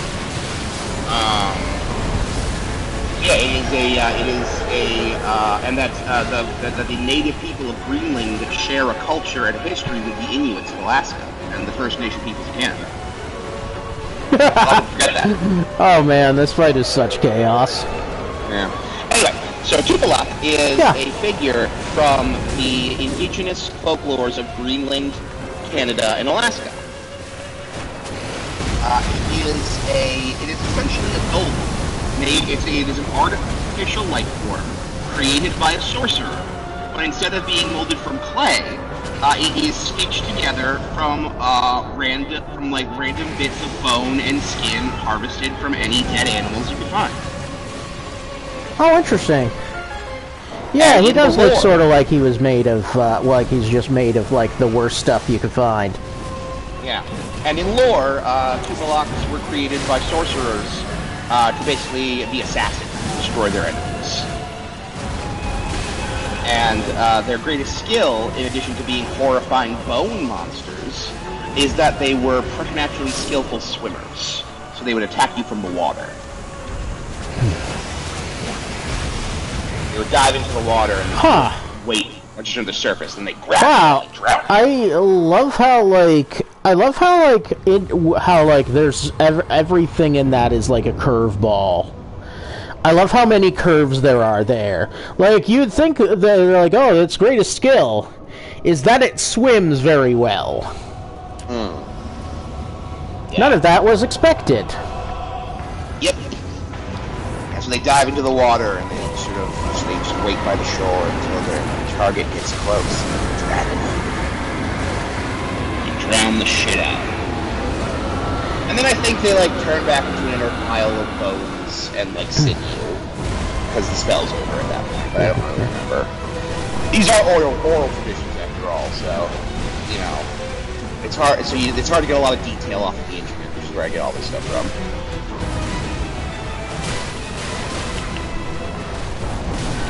Yeah, and even to this day in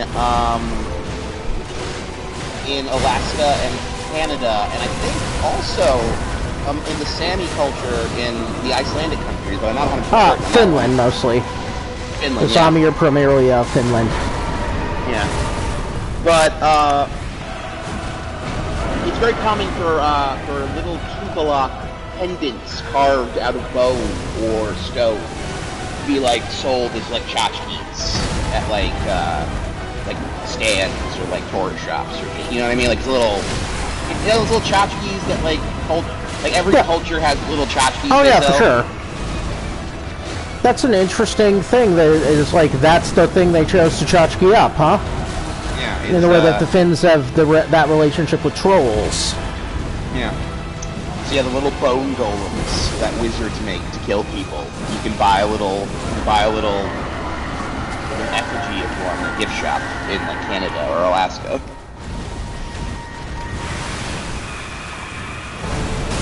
Oh god, thank god this guy spends so much time zooming around being a weirdo. Okay, get me up. And in the lore, they could look like pretty much anything, because they were just like, they were just whatever random bits of bone and meat you could find. But like... Yeah, that makes sense. The ones they sell, because they're oftentimes carved out of bones, like rib bones, they have like little Maxonite heads very often. Oh, neat.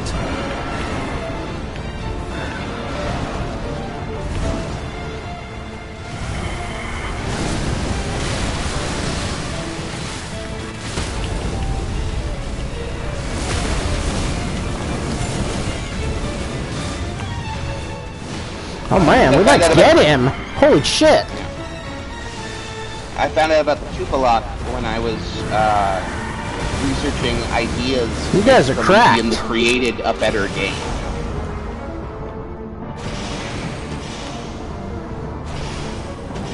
And I wanted to expand the number of types of golems you could play as. Yeah.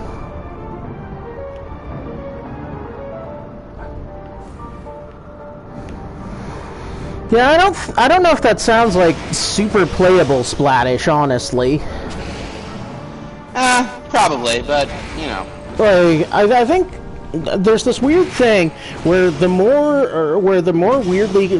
culturally appropriative something is, and the more specific, the less playable it basically becomes because there's such a notion of the thing. That's true.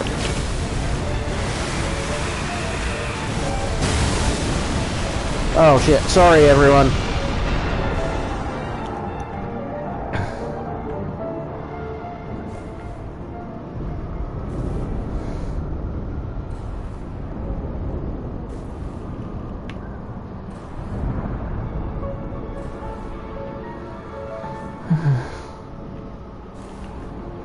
Yeah, go to my friend. If we get together, we'll have an easier time getting rezzed.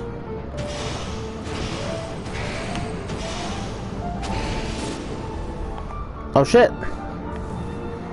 Oh, but we came way closer than I thought. Oh no! Fuck! Okay, someone's got to revive?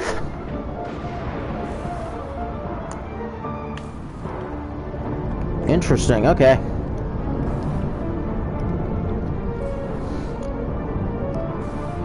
Okay, this guy is cracked.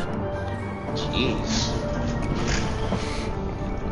Hopefully, yeah, he knows two of us are eating sand, but I know he's waiting for this thing to do something, to start doing one of its weird things. And it will eventually start wasting his time. It will eventually start wasting its time. But, damn, it is,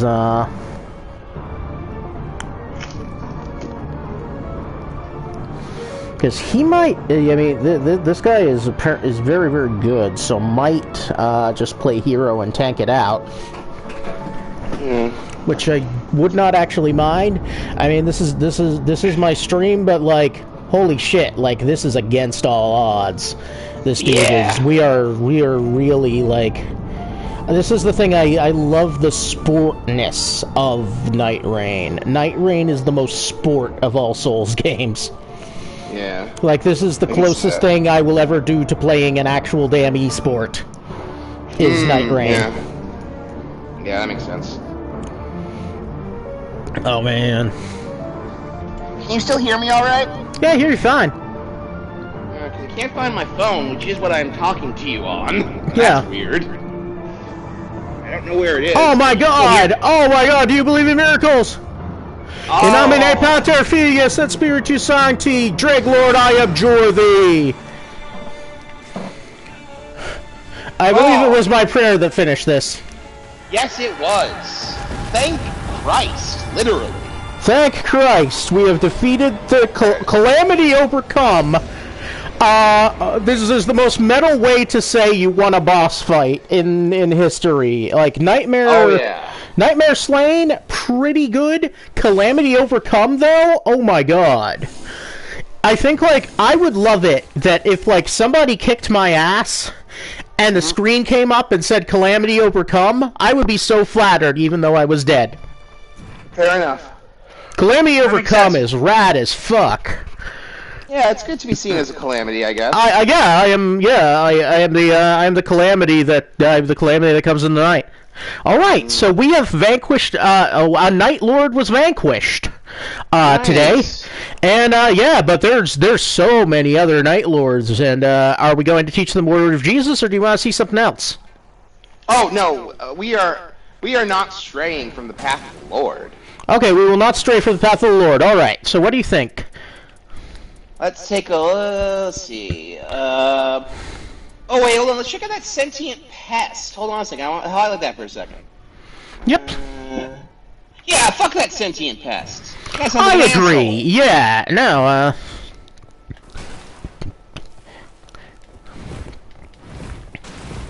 Let's go fuck up his day out of spite.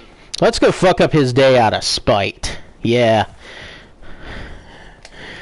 Oh man, I can't believe. Oh, yeah. So.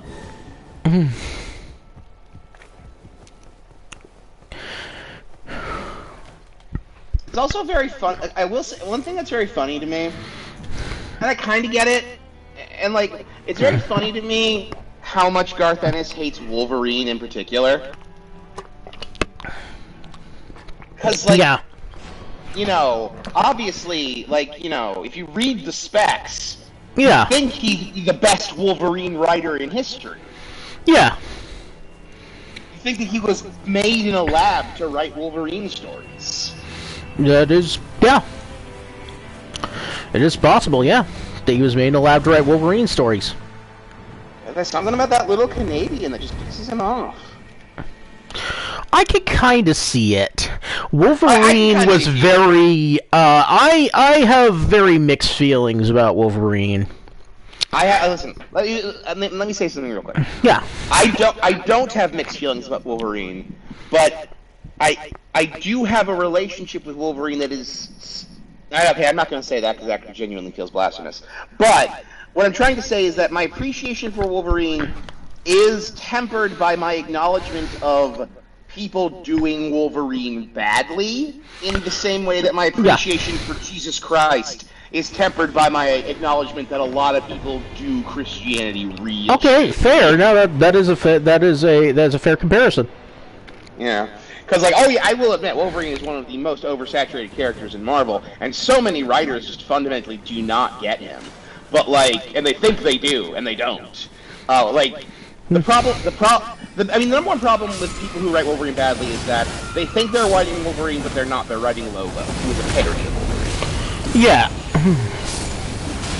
You know? Like, Lobo's the one who sort of idiotically revels in violence. Wolverine is supposed to feel bad about it afterwards. That's what makes the compelling character. Like, yeah, no, Wolverine is just like a guy with a very lethal superpower who would rather he not had it. Yeah. And like, but acknowledges that he has it. And what do you do when you got it? Yeah. You do the best you can. Yeah, and like, yeah, because like the thing that makes Wolverine an interesting character is that he is Kenshin. You know? No, that is true. He's very similar to Kenshin. I really wish that the Kenshin guy turned out not to be a piece of shit. That would have been wonderful if the Kenshin guy wasn't a piece of shit. Wasn't an actual monster. Yeah. But actually, I hate to say it, but like there are elements of the Kenshin narrative that like would resonate a lot with a person dealing with pedophilia. Because of like the constant struggle against something. Monk's magic flame mace or Roger's magic rapier? Monk's magic flame mace, because monks are like boy nuns. That is true. They are boy nuns. Yeah, They're nun boys. I see what you mean there. Yeah. Yeah, because like it's clearly a person struggling against like urges and toxic addiction in a lot of ways. And he is like very ingenuous and childlike in the way that a lot of people who suffer from pedophilia are, like, because they are frequently victims who did not grow up because they were stunted by encountering those urges. So there is a lot of that, unfortunately, in Kenshin. But I still think it's a wonderful story and a great character. I just wish, like, it wasn't written by a monster. Yeah. Who hurts people. Yeah.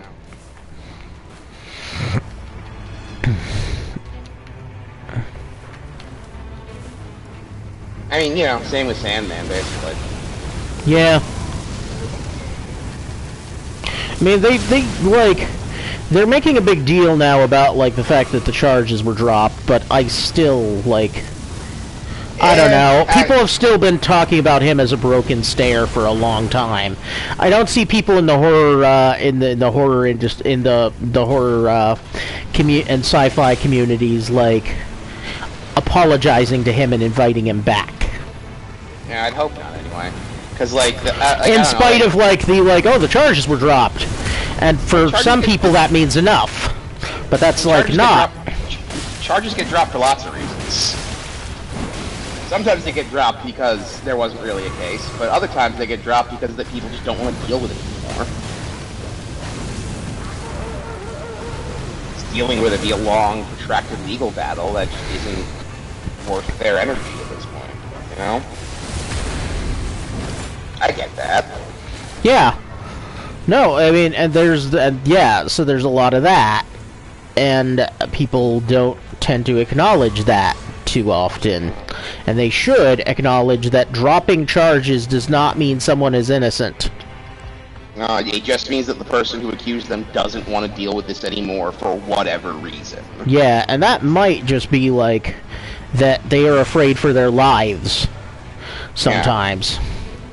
Or sometimes it's just that they're tired. They're just fucking exhausted. Yeah. You know? Alright. Gargoyles fire Great Axe, fire Grave Scythe, or all resistance is up plus 57%. Plus 57. All resistance is up. Would have been useful before that explosion. Yeah, sure. Oh wait, is all resistance just for status effects, or does it for damage too? It is for status. I will tell you that much. Okay. I don't really care. I'm just curious. Just so you know, if you ever ask a game mechanics question, it's not because I'm factoring into my decisions. It's just because I'm vaguely curious. The way my brain works, I won't even file it away in a place where I would, like, reach for info when I make a decision. You know? That just goes into factoids. Oh, yeah. That makes sense. No, that makes sense, yeah. Well, yeah, no, resistances are just for, status ailments. Hmm.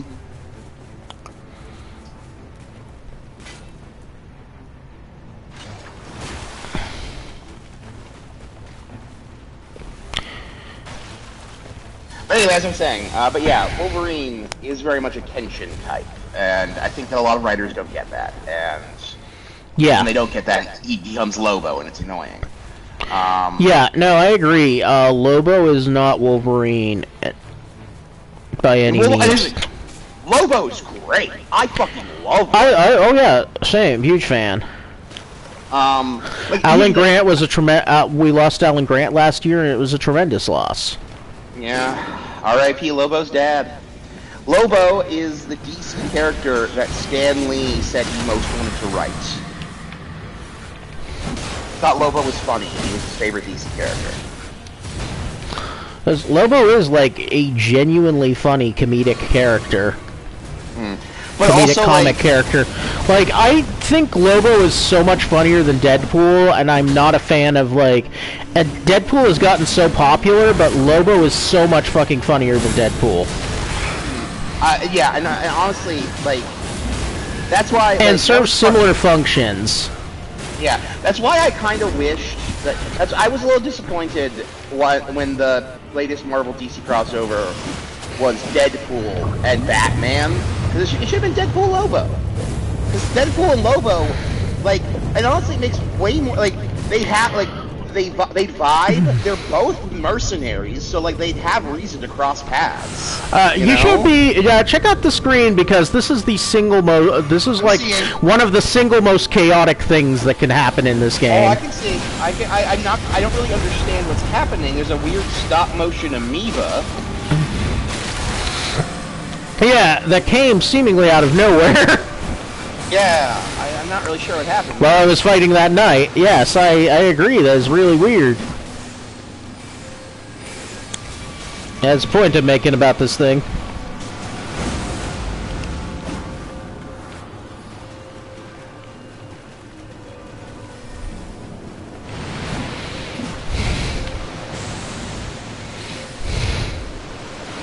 But yes, it does look like a weird stop-motion amoeba now, but yeah.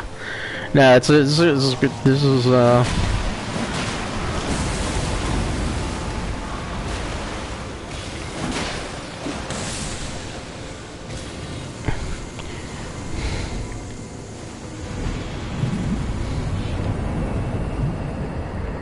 oh good, now the bubble is dissolved and we can...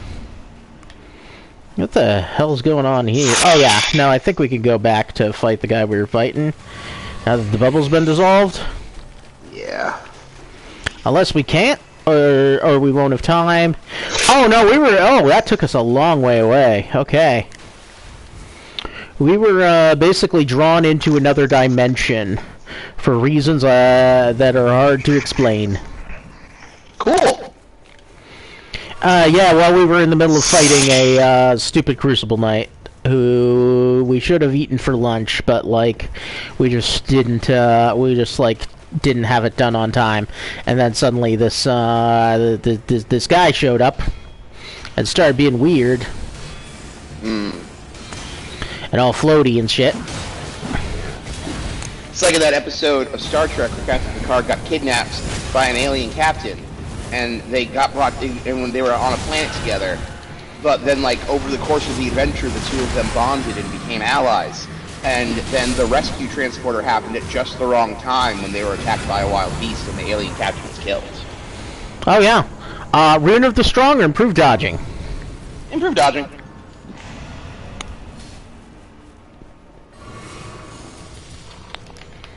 All right, cool.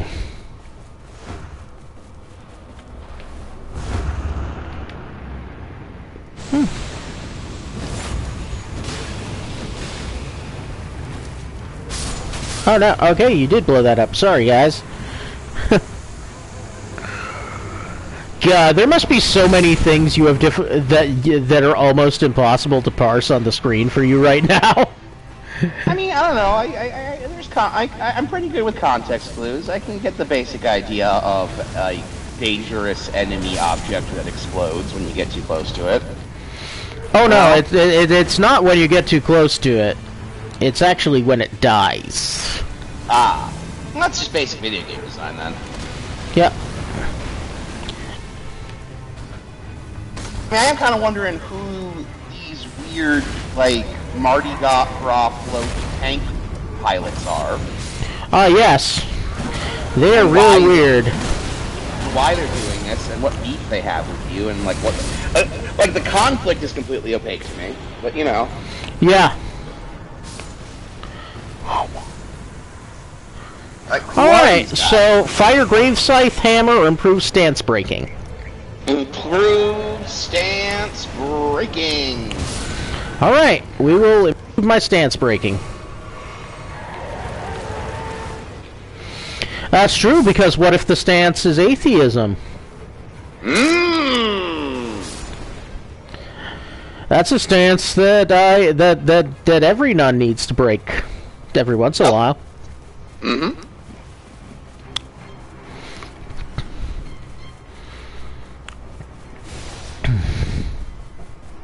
So anyway, there's something I was there's a subject I wanted to bring up earlier, and that was that obviously American patriotism is on the decline for obvious reasons.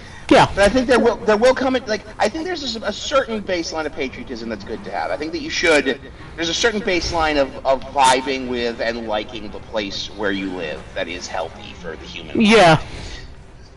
And with that in mind, I think that there will come a day when the political climate in this country cools down a little bit. That's just an inevitability. That's just how cycles of nations work. And when that day comes, I think we're going to need something to give us a healthy, completely harmless outlet for liking America. You know? Oh, yeah. And I know exactly what it should be. The AmeriVision Song Contest. One band from every state. Oh man, that's actually pretty good. Yeah.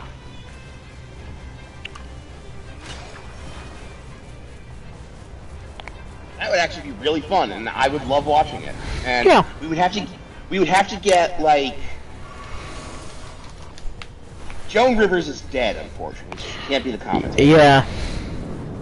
But we need someone with Joan Rivers energy. We need a Joan Rivers type. Whatever that means. No, I'm with you.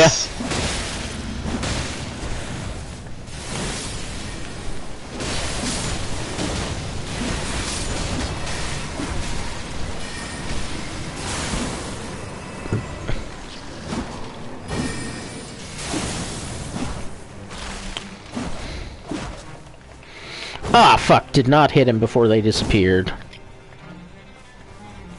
And maybe before they respawned.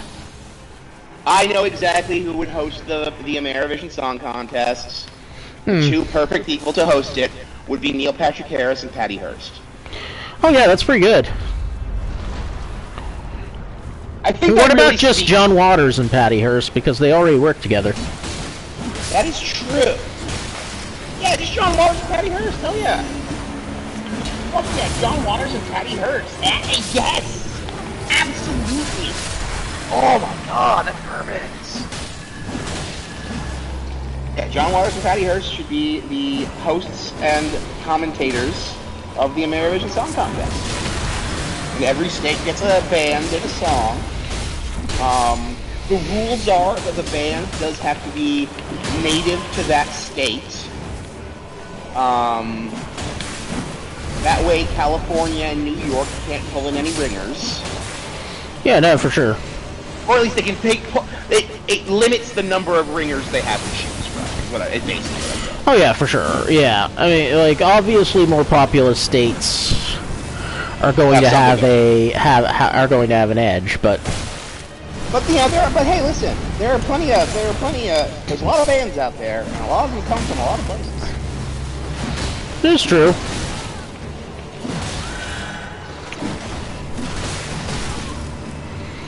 I mean, it is true that George Thorogood and the Delaware Destroyers was a thing, and were pretty awesome.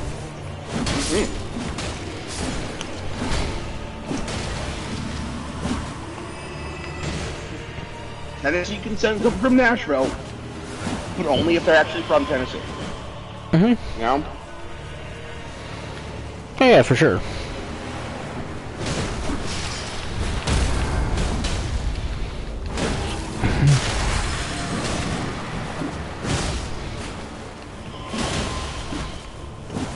That's going to be interesting because no one was born in Oregon. I mean, mostly no one was born in Oregon. I wonder if any famous bands are from Oregon.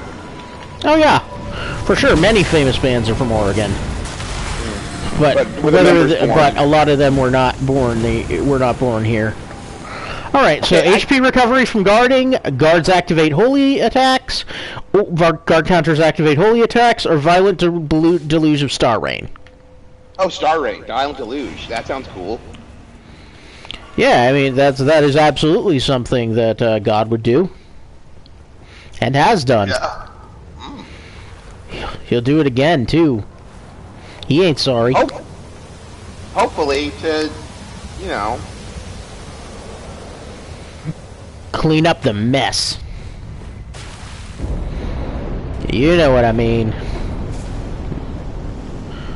No, I'm kidding. It's really like I enjoy the fact that you can make someone incredibly uncomfortable by saying things in that way. Like, you know what I mean. Those types. Yeah. Oh, fuck Zaymore. All my homies hate Zaymore. There's no lore that explains at all what Zaymore is. This guy just afflicts frostbite. And that's annoying. I know nothing about Zaymore or its heroes.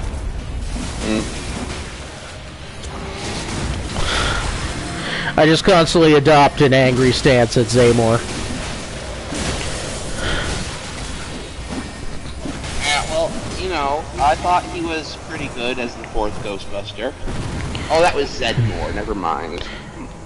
Okay. Family Heads, Magma Whip Candlestick, or FP Restoration upon successive attacks? FP Restoration. Yes, both of them. The other ones seem kind of evil, huh? I actually forgot what they were already. Magma Whip Candlestick and Family Heads. Yeah, those don't seem nice. Those don't seem chill. I don't care for those. Yeah, they do seem weird. Alright, where are we going? Oh, did somebody drop... Oh, motherfucker dropped us. Okay, now I hear ya. I hear ya, we're coming. Maybe he just, like... He might be having connection troubles and will come back later. But he might not and just be a jerk.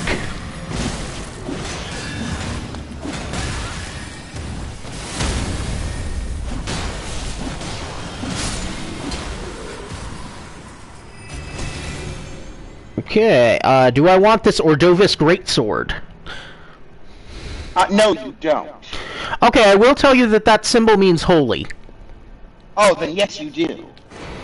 Okay, yeah, because...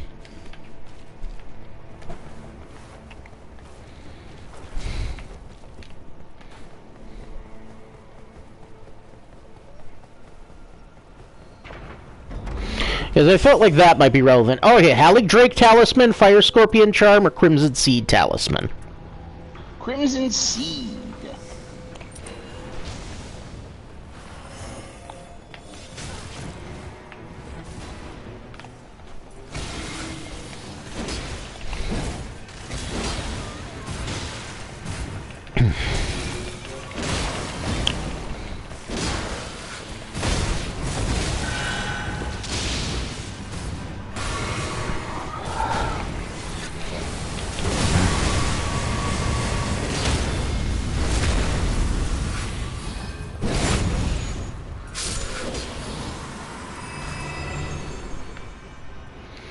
Okay, Cypher Pata, again with the holy symbol, or improved stance breaking.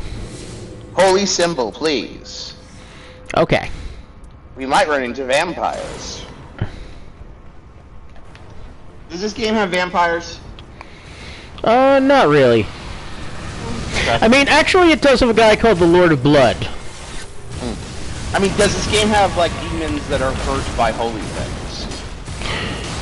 Yes, it definitely has demons that are hurt by holy things. Many of them.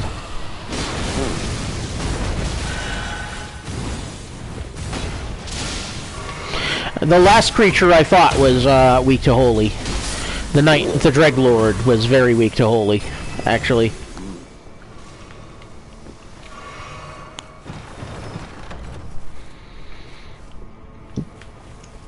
No thanks, I'm good.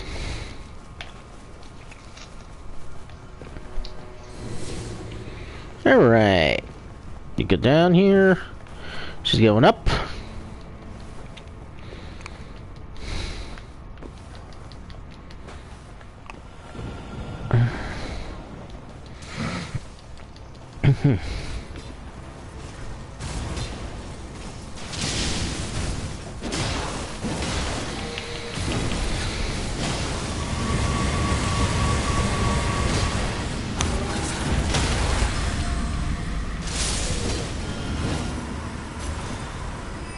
Okay, Fire Morningstar, improved physical damage negation. Improved physical damage negation. Oh yeah, Fire Morningstar sounds evil as fuck. Oh yeah, that sounds like... Yeah, it sounds like it's outright the province of Lucifer. Well, that's funny, because when I was in high school, there was this family called the Morningstar family. That were in this, that were like... And but they were super Catholic. Like, they had like 13 kids in one family. Like, they were that level of Catholic, you know? Yeah, yeah. Yeah, it's plenty of Catholicism. I just think it's funny that they had an overt... Okay. Warpicker, improved affinity attack power. Improved affinity attack power. I just thought it was funny that such an overtly Christian family had such... oh yeah, no, I had a demonic name, yes. I agree. That is kind of funny. No, I don't want your magma blade. That's infernal. We're not into no infernalism around here.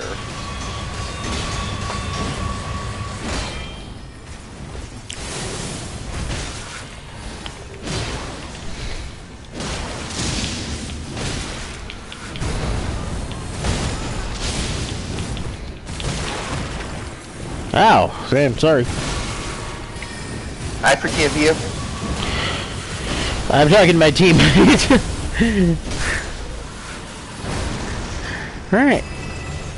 That's okay, no drop from this guy. That's alright. He doesn't have anything I need, probably. Yeah, that's funny. It's actually the opposite of what my parents do. You apologize to someone who can't hear you, and they complain about people who can't hear them when they're driving all the time. I mean, I do both. That's actually one trait that's never made any sense to me, is like bitching at people who, like, when you're driving. Like, I don't know, like, to me, it's always seemed like, I don't know, it's never, like, I think I'm just very literal minded, because to me it's like, why would you say it if you weren't saying it to them? It's from the time in which we could actually, in which we were used to pronouncing curses. Ah, you know what? That makes a lot of sense when you put it that way. It is basically, that's why they call it cursing. Yeah, you're right. So in other words, it's people just practicing magic, but very lazily and not very effectively. Yeah. Makes sense. Yeah, it's a low grade. It's a low grade curse.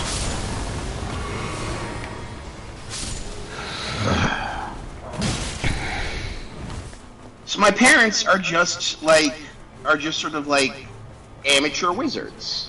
That makes sense. Yeah. Oh shit, a bat! Fuck bats! Oh yeah, so many bats. Oh whoa! Okay, are you serious right now? Okay, you were okay. Good. Well, I was about to say you couldn't stop, based on the country you're in.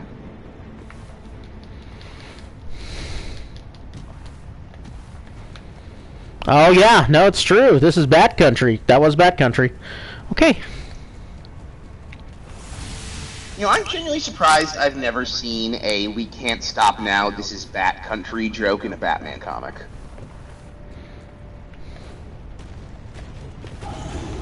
That feels like something the Joker would say, absolutely. That is true. Like he's in he's in a getaway car with like some other villain who's less crazy than him, and they're having like banter, and then it's like, Joker, pull over. And Joker's, while they're being chased by Batman, it's like, you can't step out of this Bat Country and all that. Yeah. Oh yeah, that's true. You would think it would have come up. I mean, maybe it has. I haven't read every comic. You've read, like, 7 comics, right? I've read more than that. Okay. I've read a lot more than that. Okay. I was just coming up with an arbitrary large-ish number that's not really large. I have read every issue of the 80s Guardian of the Galaxy series with Vance Astro. Oh, shit.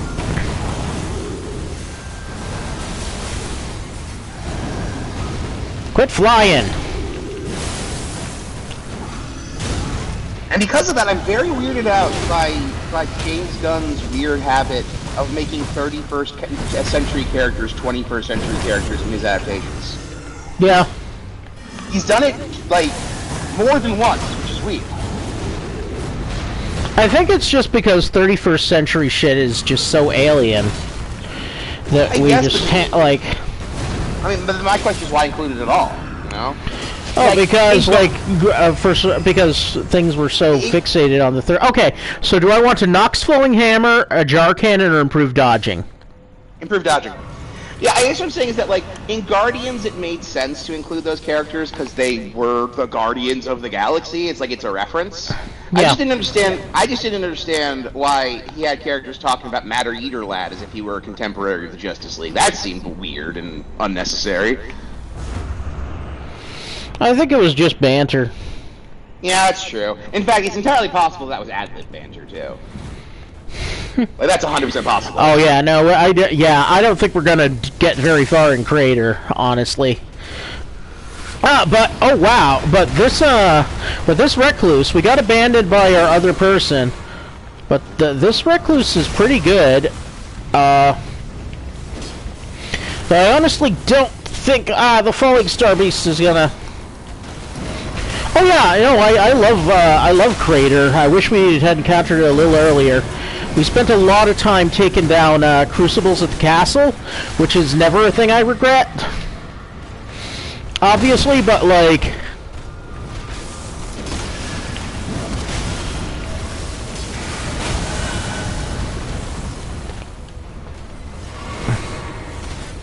It does mean that we've got to really hurry through this crater before the shit comes in. So this monster you're fighting looks kind of like, you know those sculptures that they make where there's no mortar or anything to like glue it together? It's all about like weight and friction and perfect balance. Yes, I do know those. It looks like one of those of a bowl. Oh yeah, yeah, no, I know exactly what you're talking about. Yeah, it kind of does. Yeah.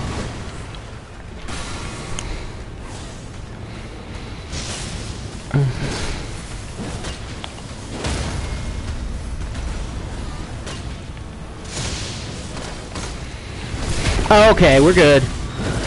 Oh, wow. Damn, good work, Recluse. Holy shit. Okay, so, John, what are we picking? Crucible Horn Shield, Gargoyle's Black Blade, or Holy Ground at low HP? Oh, Holy Ground at low HP. Well, yes, of course. This nun is very religious. Yes. Okay. And, you know, as Christ made the world into holy ground when he was brought to low HP. That is true. He did do that when he was at low HP. Sort of. Yeah. Yep. All right. And now we are, yep. No, fucking fuck. No. Oh, fuck. Okay. This can be fixed, I think. Now, is this game canon to Game of Thrones? Yes. All of this happens in Game of Thrones. This is actually everything. This is actually what Winds of Winter is. I mean, like, it's a George R. R. Martin joint. He might have put in some. He might have used some of his lore in this. I can see that. Yeah, this is pretty much X Nihilo with Shield of the Guilty, FP consumption. Nope, PS4 or Scavenger's Curved Sword. FP. FP. Actually, I think I read somewhere. Isn't this game based on like Welsh mythology or something? Yes, Welsh and Celtic. Yeah. Yep. Yeah. No. Oh, cool. Yeah, we should. Yeah, we should squad up sometime. I'm working on getting better. Does it have any connection to? I forget what the book series. Oh, I'm at 200. I'm a fucking scrub. I have killed every Everdark Sovereign though.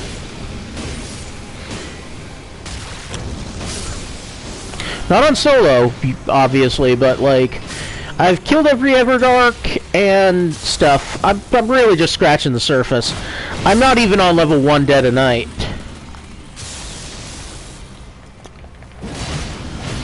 I'm kind of a noob as this goes.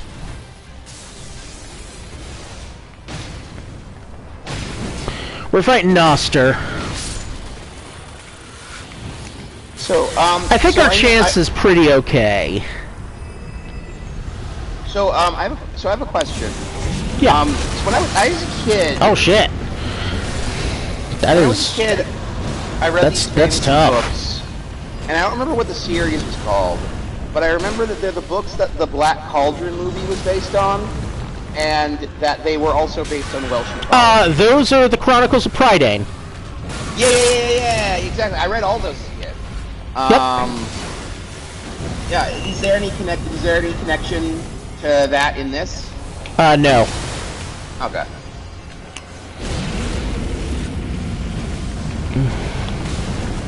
Because Chronicles of Prydain had a lot of like dead. Had a bunch of Welsh stuff. Well, I mean, there are a lot of dead kings and stuff in this one. That's for sure. There are a lot of kings and queens and such. I was wondering if any of them were like this had the same name.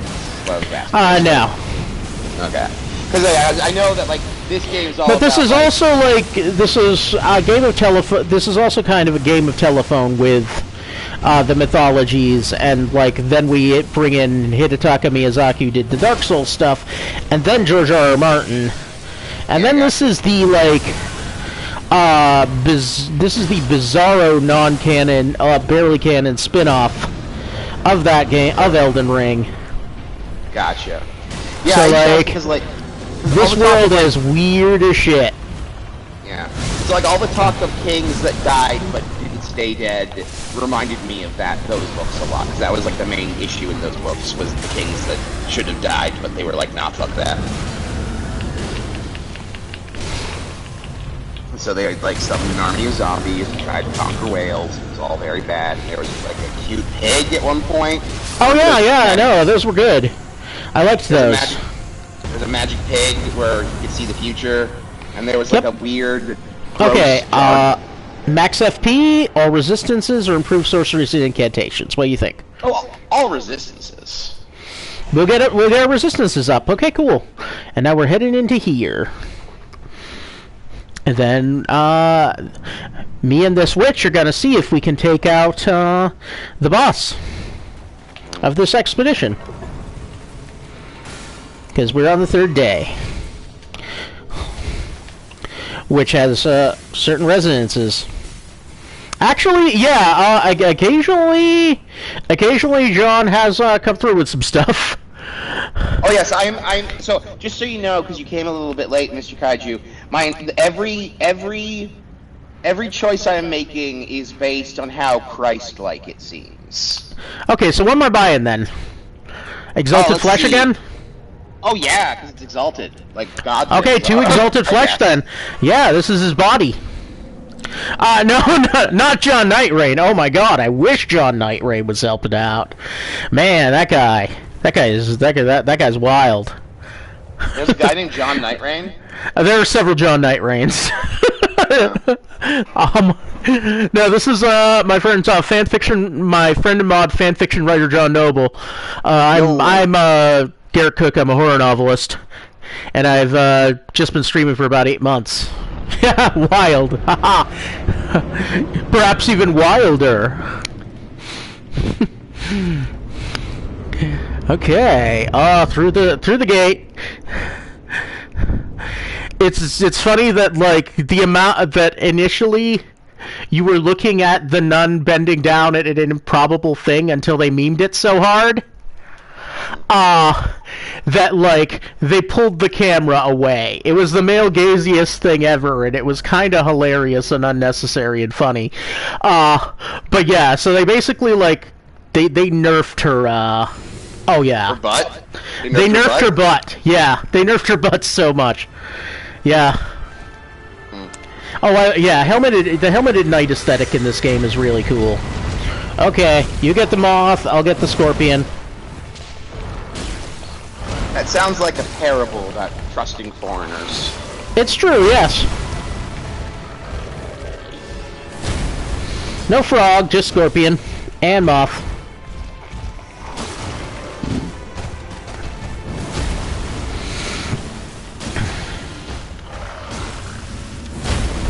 Oh, Dark Drift is... Oh, yeah, Dark Drift is so cool. I love that guy. That's a really neat fight. Except his Everdark one is really brutal. God damn, that guy's nuts.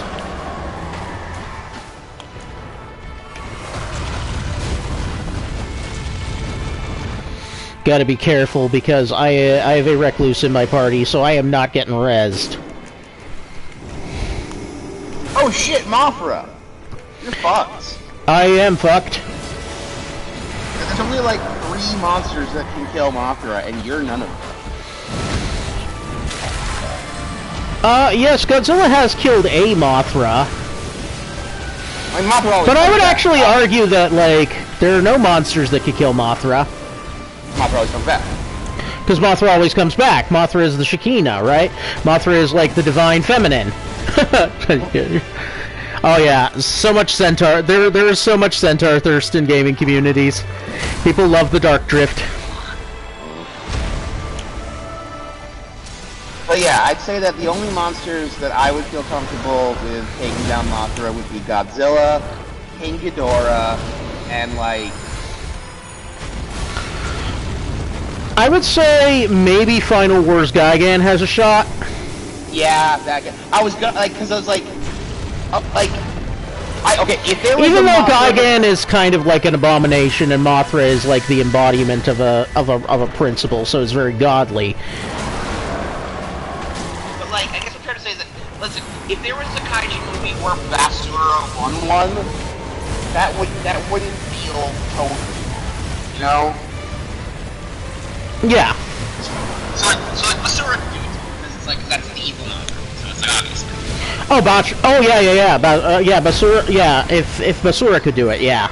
That's right. Which is funny because, like, I wonder if they realized that was Spanish for trash. The whole thing with Basura, the whole thing is that when Mothra dies, she lays... Yep, I remember. I'm saying this for myself. Oh, yeah. And then one becomes the new Mothra and one becomes the new Basura, and they have to fight to decide which will be the next generation will be good or evil, right? Yep. Yeah. I believe so, yeah. It's been a long time since I've watched, like, that particular Godzilla vs. Mothra or the Return of Mothra franchise. I remember that, like, in the 90s, and also I remember the first-hand experience that the 90s in New England, that New England, like, PBS would do a lot of, like, Godzilla movies sometimes. Oh yeah, and PBS, and yeah. Yeah, and that... that would be... Yeah, Centaur would be awesome at some point in a Souls game. Yeah, I would love that. That would be really cool. I remember being told that it was true of the 80s as well. There was a time when watching Godzilla movies was the done thing in the New England area. Oh yeah, no, it was. Yeah, we had WPIX. You see, oh man, sorry, Recluse. I know this is hard for you. Aw.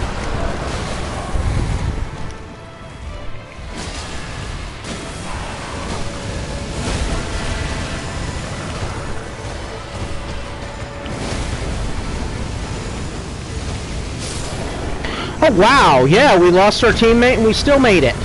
Good work, Recluse. Good hustle.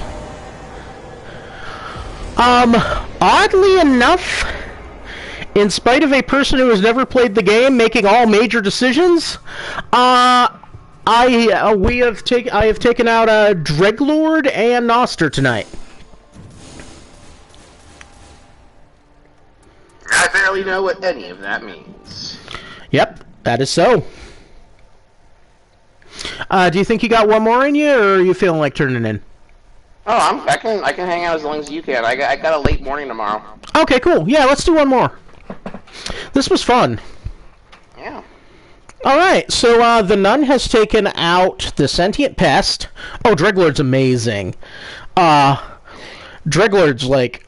And so tense. Dreglord is so tense. Like, that end phase of Dreglord. I've never had any situation where someone's like... where I'm like, oh, Dreglord's going down. No, it's like, oh fuck, oh fuck, oh fuck, oh fuck, oh fuck. And then someone, and then like, someone pulls through while I'm eating sand. Is what happens. I have been standing upright for Dreglord on one occasion. Okay, so what we got here? What do you think? Let's see. Ooh, the Dark Drift Knight. That sounds like you're gonna get into a street racing competition with Batman. Oh, yeah, actually, yeah, and actually, Mr. Kaiju was just talking about their fondness for full gore. The only thing I know about drifting is that if you ain't out of control, you ain't in control. Your husband, yes, we're going to take on your husband. Let's kill your husband and feel all right. Yeah, we can do it. All right, we got Yep, let's see what's going on here. It sometimes takes a minute for the pair-ups. I know. But the makeup sex will be great.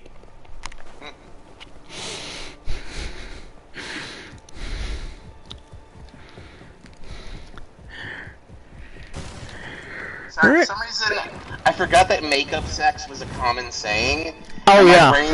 My brain immediately defaulted to imagining some sort of like full body paint, like, tantric ritual. Oh, I've seen that.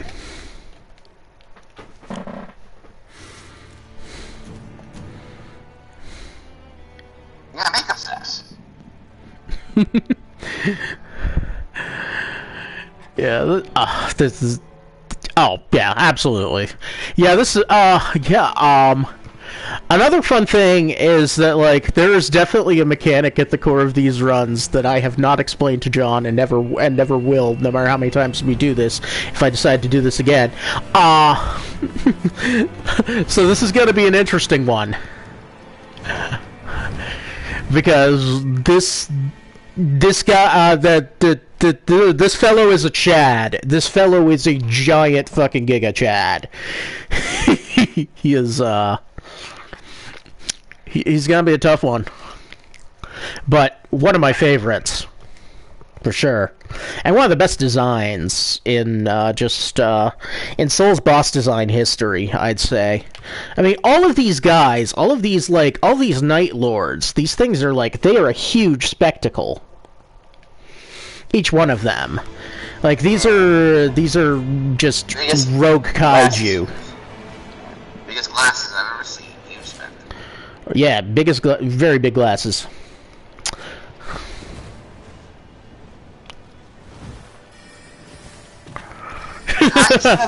Oh yeah, the one, yeah. There occasionally the thing pops up. I wonder if that stacks, actually, the death thing. It might, if you have more instances of it. But I've never gotten more than one instance of it. Kaiju have got to be the most self-evidently, like, shouldn't exist thing that deep in my heart of hearts I will always wish existed. Yeah, same.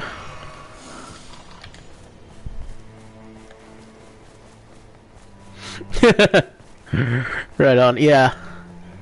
Oh yeah, the Noster, yeah. I feel like, unless you're with somebody who really doesn't understand what's going on, Noster's not too hard. Everdark Noster can occasionally get one over on you. But regular Noster I don't lose against very often. My main is very strong against Noster. I'm not telling John who my main is. I don't even know what Noster is. Noster is the guy I just fought. Ah. The Scorpion and the Moth. All right. Actually, the Scorpion's name is Fortis Stone Shield. Is a scorpion with a last name, which is the most Japanese thing I've heard in my life, or one of them. That a scorpion has a surname.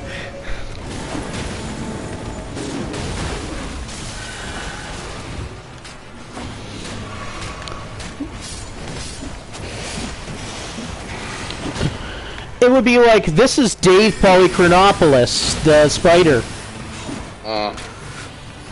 Hey, did you... So I learned an interesting factoid not that long ago. Yeah? I may have told you before, I don't remember. Okay, War Pit, Turtle Shield, or more runes? More runes. More runes, alright. As I was saying, I recently learned that, the etymology, so like, the word man used to refer to the species, not the gender. Yes. And I knew that, but I didn't know that the specific etymology of woman comes from weavemen, because they weave baskets. Oh, yeah. And apparently there is a masculine version of the word woman, other than man. It is weapmen. Oh, that I did not know.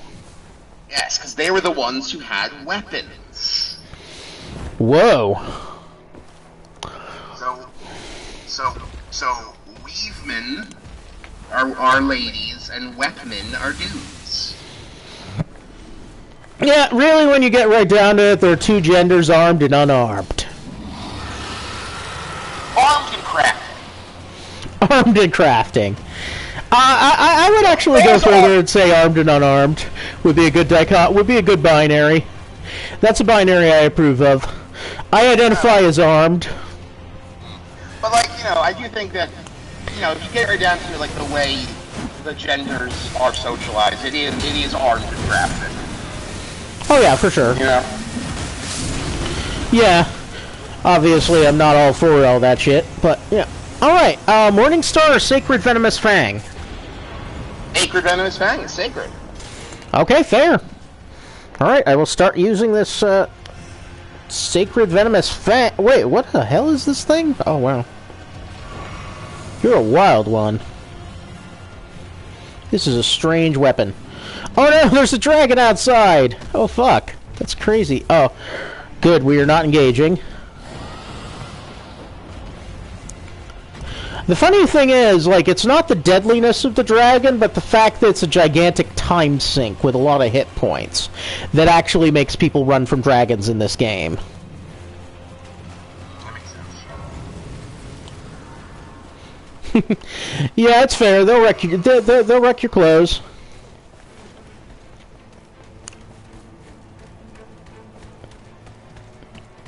The moth. Alright. We go in now. Let's hit this get. Alright.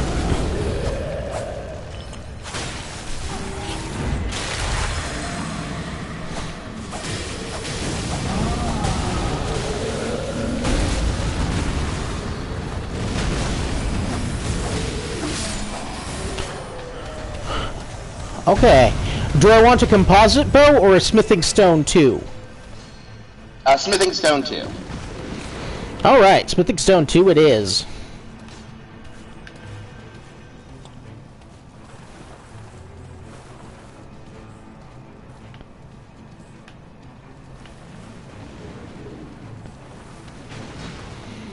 Alright.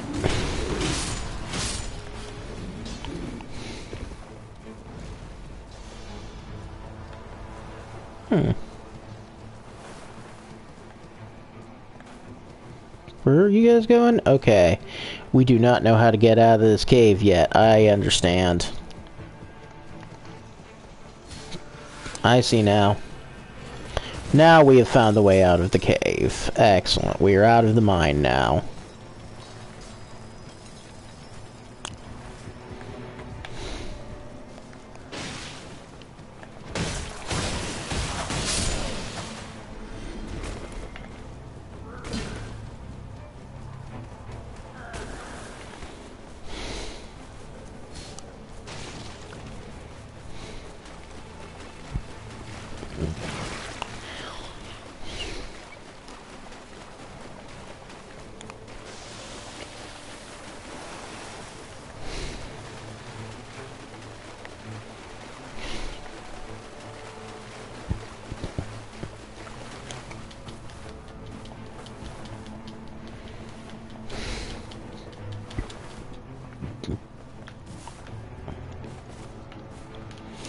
Should I upgrade my Sacred Venomous Fang with that smithing stone?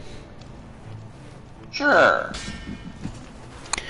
My attack power is now 69. Nice. Yep. I thought you'd appreciate that.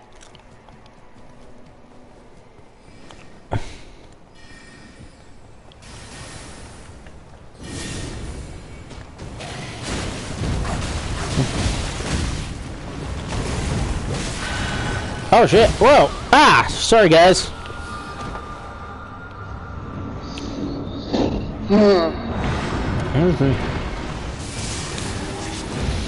I was not watching my health.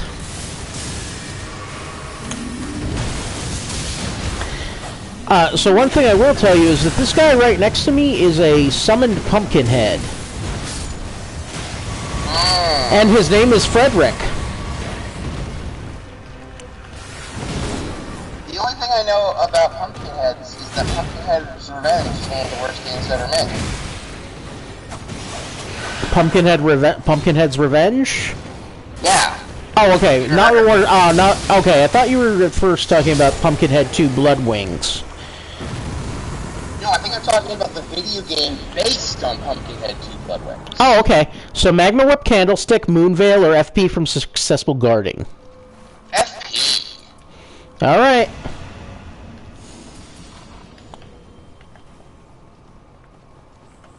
Yeah, Pumpkinhead's Revenge is an FMV video game based on the Pumpkinhead movies, and it's a piece of shit. Yep. A famous piece of shit. Oh, yeah. Okay, yeah, I have seen Pumpkinhead 2 Blood Wings and Pumpkinhead a lot. Pumpkinhead's pretty good. Pumpkinhead 2 Blood Wings less so, although, like, if you're looking for just Appalachian folklore, Immunizing Horn, Godskin Swaddling Cloth, or Twin Blade Talisman. Oh, Godskin Swaddling Cloth! That's the fucking Shroud of... No, that's not the Shroud of Turin. That would be the opposite of that. Alright. Should I pick up this Immunizing Horn charm? Sure, why not? Oh, it's a lion!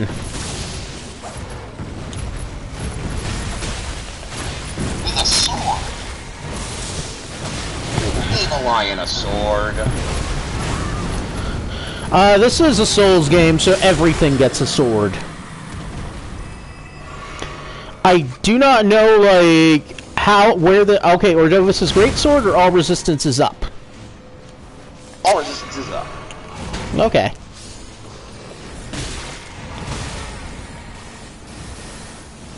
That's true. That will help. That could help me resist temptation.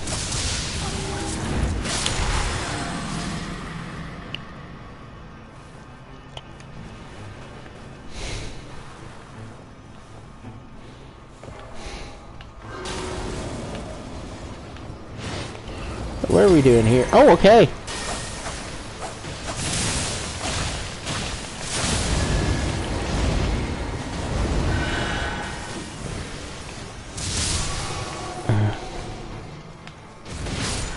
Okay, you're good.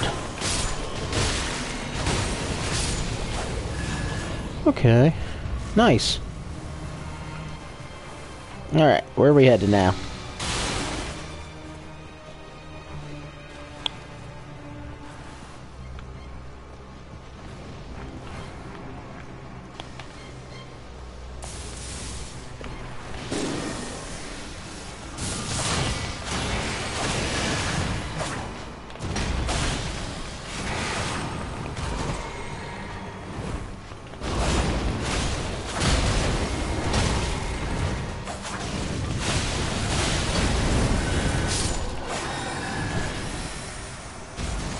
Alright, Bloody Hellas or improved attack power? Improved attack power. Alright. Bloody Hellas does sound like it's potentially dirty. Certainly bloody. Hellas is simply the plural of helix. Oh no, the singular of helix. What is a helix? It's a spiral. Okay. Where are you guys going? I'm with you for whatever. You've been pretty good. We're at 8 at the end of day 1, so that's good time we're making. No, we could end up at 9 at the end of day 1. I have 20,000 redacteds.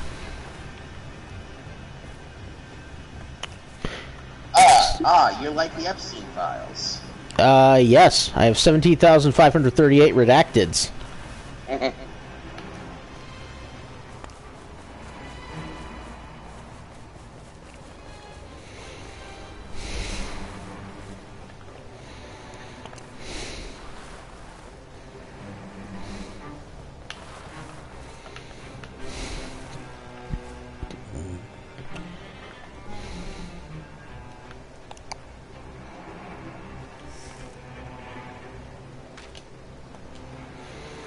Yeah, I'll sit.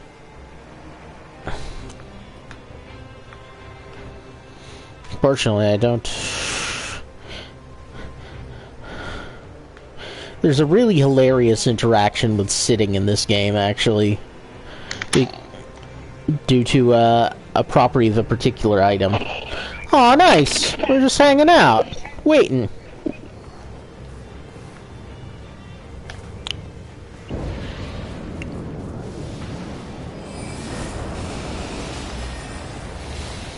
Oh, it's crab. The crab is a bad sign. So one of the weirdest things about my life is that it's easily the weirdest thing about my life. Let me back. So when I was a kid, up until when I was in high school, my dad worked at a place called the Face. Have you ever heard of it? No. Well, it's one of the most prestigious boarding schools in the world. But it's a middle school, so it doesn't get talked about a lot. Yeah. So he worked at the Face School. It's a boarding middle school, one of the most prestigious in the world. And my dad would, like, whenever he and my mom went out, he would just pay his students to be the babysitter. It's like when you're a teacher, you have like, I think that's a great source of babysitting, you know, the students. But, like, again, it was the most prestigious private middle school in the world. So, like, one of my babysitters was the Princess of Jordan.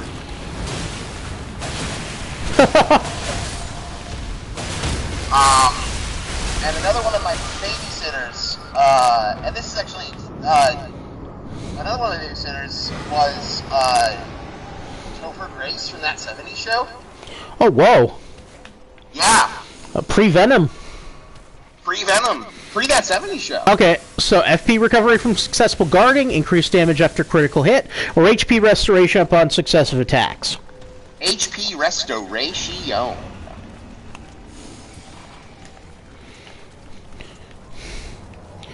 Thank you. I now feel comfortable just telling you, I've never guarded, and I'm never going to start.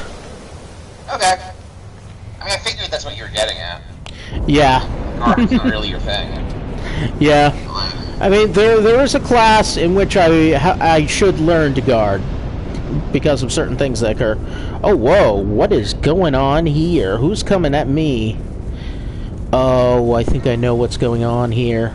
Wow, we've gotten some colorful RNG. Like first we had that invasion by the weird amoeba guy last time. He was labeled Augur, actually. Which, if you remember when I was scrolling through the through the character, through the list of expeditions, one expedition was Augur as well. Oh. Yeah. So take from that what you will. That there's an auger. That there's an auger. Might be two. Might be two augers.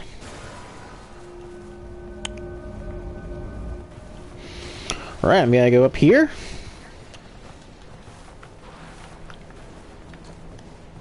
Alright, and so... Can I actually say something on the subject of augers? Not really, just word association? Yeah. I don't know why, but there's something about the fact that, like... oh, hold on. I don't want to hold up the other people. Staff of the Guilty, Magic Grave Scythe, or Magic Scorpion? Magic Scorpion. Magic Scorpion. There's something about... Because obviously they had to change it because of the timeline I'll stuff. just leave that sitting. But there's something about the fact that the character of SS Officer Augusta Schmitz from DC Comics became Klansman Augie Smith in the Snicker TV show. There's something about that that tickles my brain. I don't know what it is. No, I think that was I think that was a cool choice for them. Yeah. I think it's just because Augie is such a redneck name. It's such a redneck name, yeah. And it is short for the only time we hear it in popular culture otherwise is like Augie Doggy from like Hanna-Barbera. I don't remember him. He's the dog who talks like Jimmy Durante, and he has like a little doggy. Oh yeah, he's the one who's a single dad. He's the one who's a single dad. Yeah. Oh no, Augie Doggy's the little one, and Daddy Doggy's the big dog. Right. Yeah, they're like a shittier version of Goofy and Max. Yeah, pretty much, but it predates Goofy and Max, so they were the original single dad dogs. I mean, doesn't mean they're not shitty. Don't get me wrong, like... Technically, it doesn't predate Goofy and Max, because Max first appeared in the 1950s George Geef shorts. He just didn't get a name. Oh, no, you're right. You're right. Yeah, no, that is true, that he didn't have a name at that point. Just Baby Goof or Baby Geef. But Goofy's had a song since the 50s.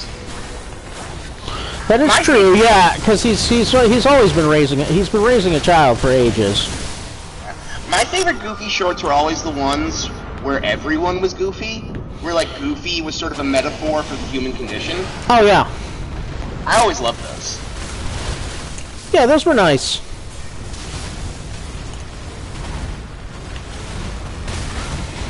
Ah, fuck!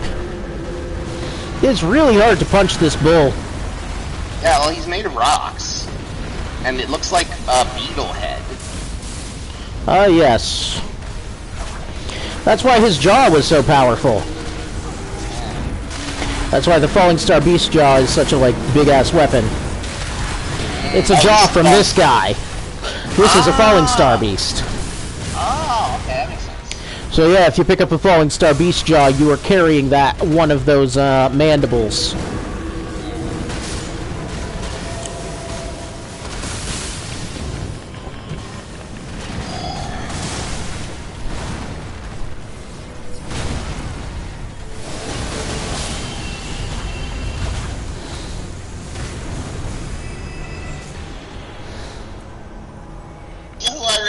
Musically, but I need to get into their Raptor more. Talons, Fire Antspur, Rapier, or HP from Successful Guarding?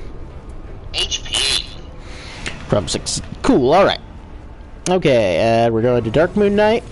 Follow Dark Moon Knight down. Clear, I will never take any facts about the game into consideration when making these decisions. It will always okay, thank you. That actually helps. That will always be whatever seems the most Christ-like choice in this particular run. Yep.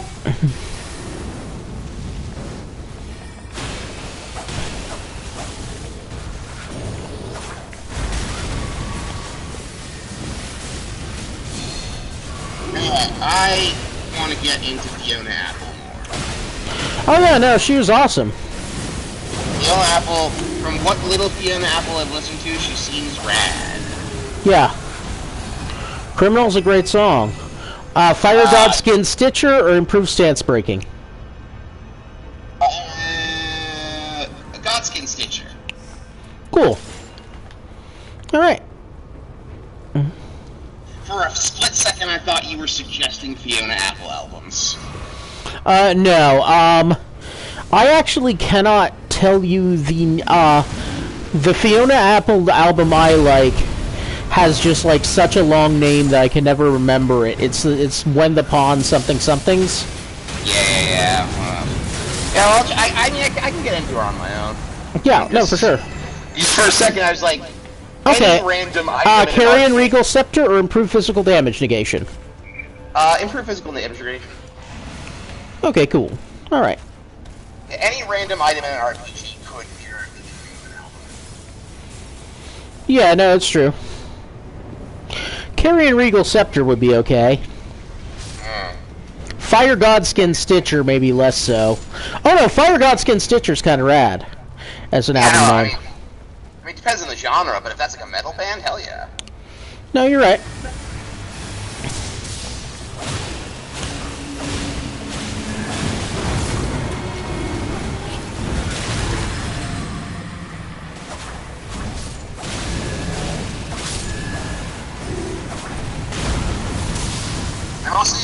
I'm also thinking of the Apple because I spend a lot of time scrolling shorts when I'm bored. It's my greatest vice. Give up more so than drugs, honestly. Erdtree Seal or Fire Venomous Fang or improved physical damage negation. Erdtree Seal, I should tell you, is a holy symbol. Okay, if it's holy, then yeah, hell yeah. Okay. Yeah, and one like very shameless marketing tactic I see a lot on YouTube Shorts whenever there's like a female artist is to say she's the next Fiona Apple. That's like the hot new thing. Oh yeah, for sure. About people. Like that's the hot new buzz phrase to say about female artists these days.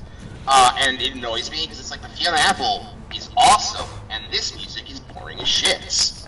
Yes.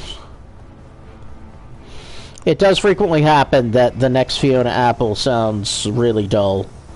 I mean, that's what was happening with a lot of the next Bob Dylans.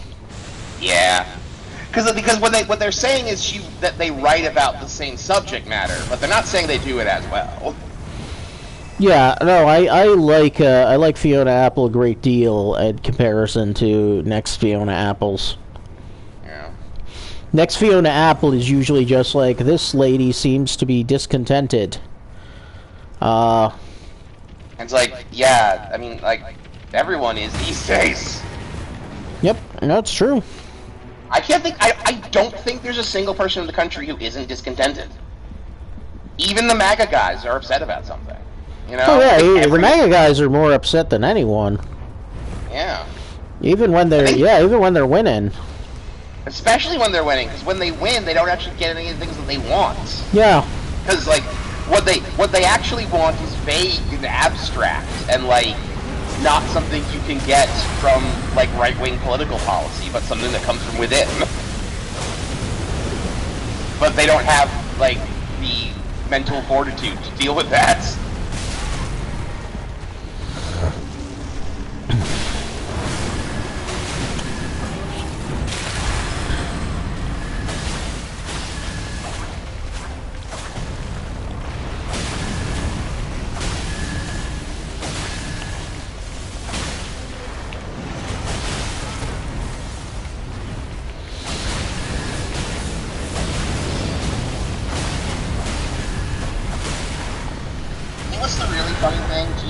Which person's life I think Donald Trump probably wishes he had more than his own? Ryan Murphy, the guy who made Glee. I think he would probably love being a showrunner. Yes. Like I think deep in his heart, what Donald Trump wishes he was a guy who financed incredibly gaudy and over the top and like shallow and like flashy Broadway plays. Yeah, no, that's true. He does like he is a dude who like doesn't produce things but wants to be a producer. Exactly. Yeah. You know, I think in a better version of the present, instead of dealing with President Trump, we're just dealing with his latest tacky musical that no one really likes. And the world would be a better place for it. Yeah, just kind of the Andrew Lloyd Webber of shit. Yeah, just an American Andrew Lloyd Webber. You know? Just an American Lloyd Webber. I think that's who Donald Trump wishes he was. The American Andrew Lloyd Webber. Well, actually, Andrew Lloyd Webber actually composed things, so I don't think he could see value in he would actually want to be an artist himself. But yeah, no, he wants to be like an impresario. Yeah, I mean, here's the thing.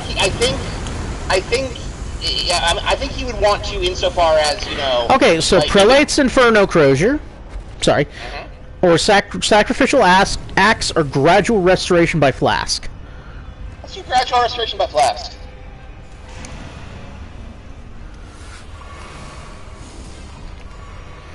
Okay, so I can take one of my weapons and make it legendary now. Which weapon is it?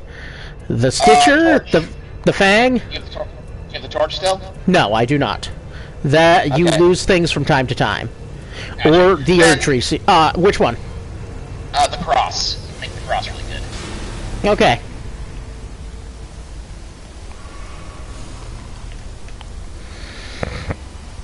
Okay, we're flying out now. That's the fucking, oh my god, I can't remember what it's called. Is that the Fortnite Storm? Basically. Yeah. Yeah, in this game it is called, basically this is the actual Nightreign. Fuck. Oh, okay, good. I got a Spirit Spring. I'm fine. Oh, and I got a fucking... Oh, these guys probably want to stop and mess with her, right? Oh, no, they don't. Okay, fine. Oh, no, they do. Cool.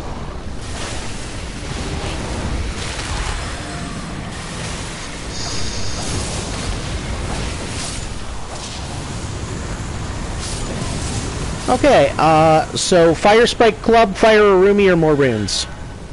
More, wait. Yeah, more runes. Okay, cool. Alright.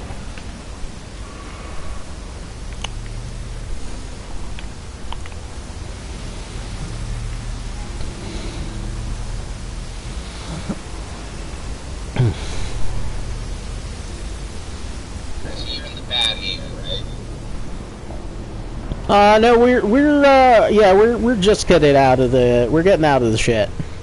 And we're heading towards the, end of the night.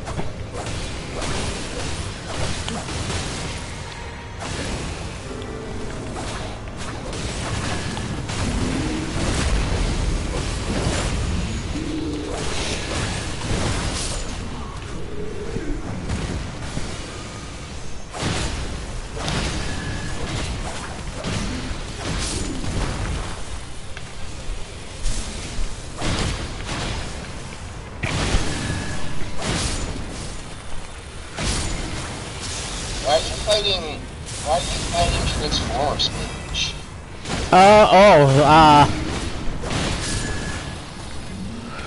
Actually, these things are really cool in principle. The lore-wise, these guys are really cool, but the actual thing, yeah. Yeah. Yeah, that just looks like Optimus Prime just busted a nut. Actually, it does. Yo, you are right. That does look like Transformer Splooge. Oh my god. Now I can't unsee that. But that's okay. I have not. Is there lots of Transformer Splooge in that? Well, you get to see what a baby Transformer looks like, and it basically looks like a humanoid form of like liquid metal with a glowing like core. Oh, that's horrifying. Yeah, and then it scans something and it turns into its Transformer form. Yeah, baby Transformer, they're called protoforms, and they're like humanoid sort of blobs of liquid metal with a glowing center, with a glowing nucleus. Wow. I am not glad I know that. Yeah.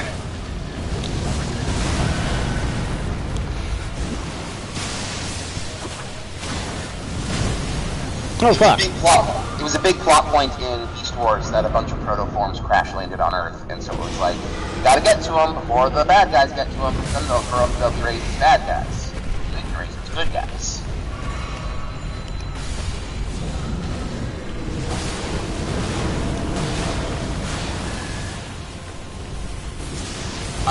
It's funny about the protoforms. Actually, my favorite character in Beast Wars was Inferno, and he was a protoform who the first thing he imprinted on wasn't another transformer, it was a fire ant nest. Oh, check out! I'm shooting the blood of Christ. Nice! Oh yeah! Anyway, he imprinted on a fire ant nest. Oh. And so because of that, he never fully realized he was a transformer. He kind of thought he was a fire ant. Oh, that's cute. And so he only referred to Megatron as my queen. Much to Megatron's constant annoyance. This is things like, oh, this is the ant colony, right? The Decepticons are the ant colony I'm in, right? And he's like, yes, basically, we're your ant colony. And so he's like, and you are the leader of the colony.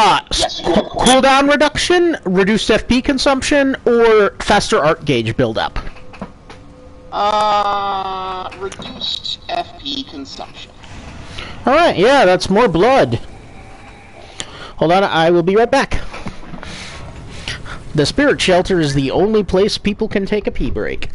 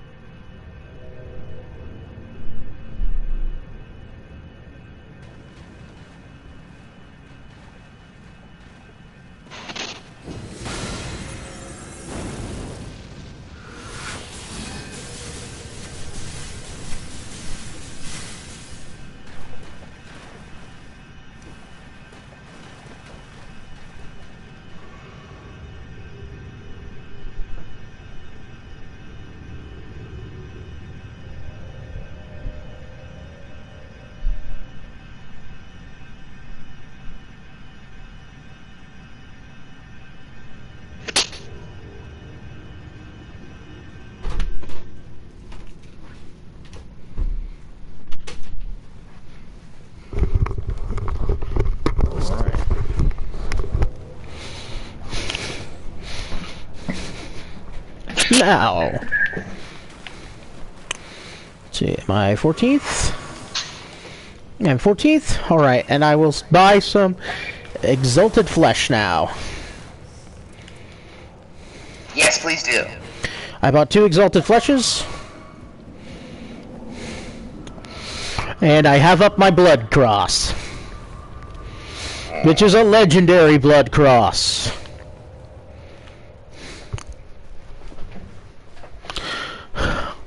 So, obviously more than a match for whatever blasphemous entity lies ahead. Yes, of course.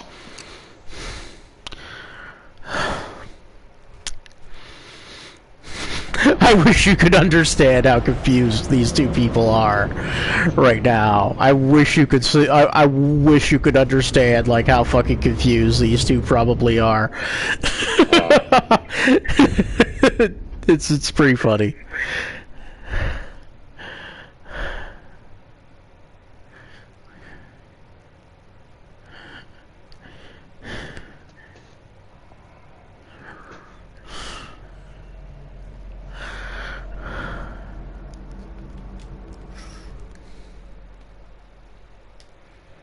Yeah. And now for the boss. Mr. Kaiju's husband. This is Mr. Kaiju's husband.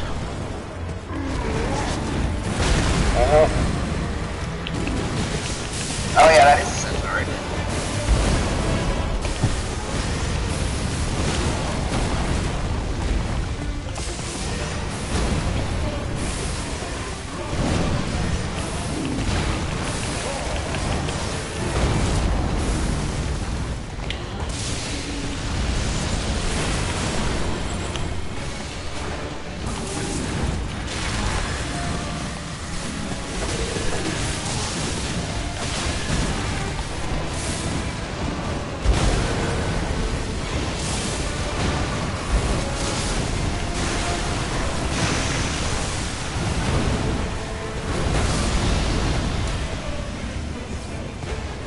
Oh, never mind. Okay, cool.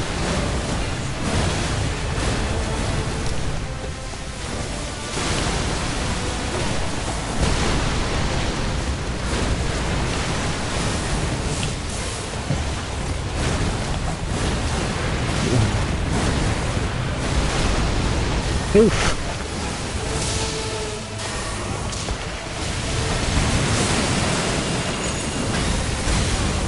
Oof.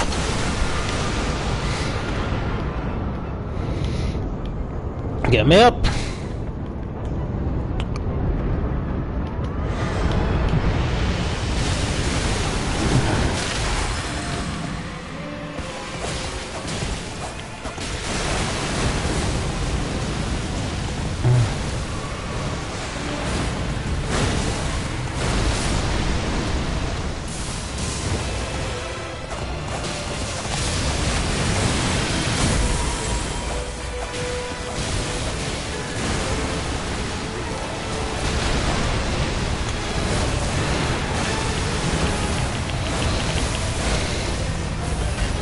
Oh my god, I just staggered this guy with the blood of Christ.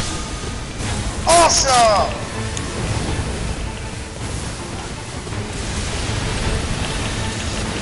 Oh, I think I just killed him with the blood? I just drowned this guy in sanctified blood.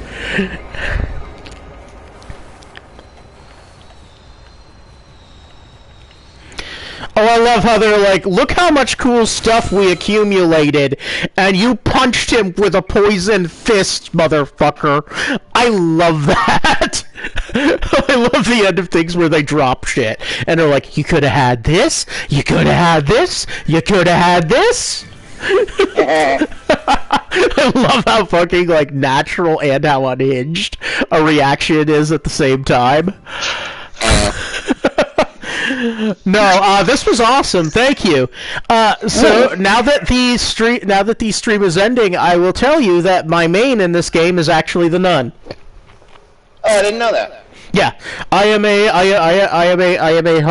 hardcore nun player. 3 out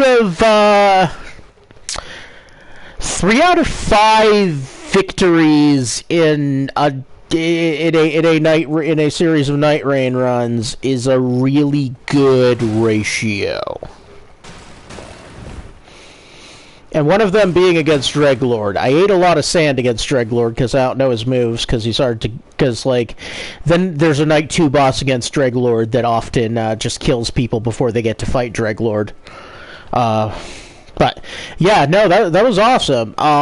So next week next Soul Sunday I have a spa day. So we'll not be around then. But the following Soul Sunday we can do this again, and then we'll be in the middle of my Bloodborne teach. Nice. Yeah, March 24th every year is Return to Yharnam. It's when people start to play Bloodborne again. When the Souls community commits to replaying Bloodborne. And this time, because I played so much Bloodborne, I thought I would do it as a Let's Play tutorial kind of thing. And so you who either have Bloodborne or should have Bloodborne will be able to learn how to play through it. I think I probably have a copy of Bloodborne. I'm not sure. Cool. Well, thank you for doing this. This was fun. No problem. And we got in a lot of chatting. We got in a lot of regular talking. This was smooth. I liked this. Yeah, it was good. This was a good format. All right. All right. Cool. Have a good rest of your day. However little there is. Bye.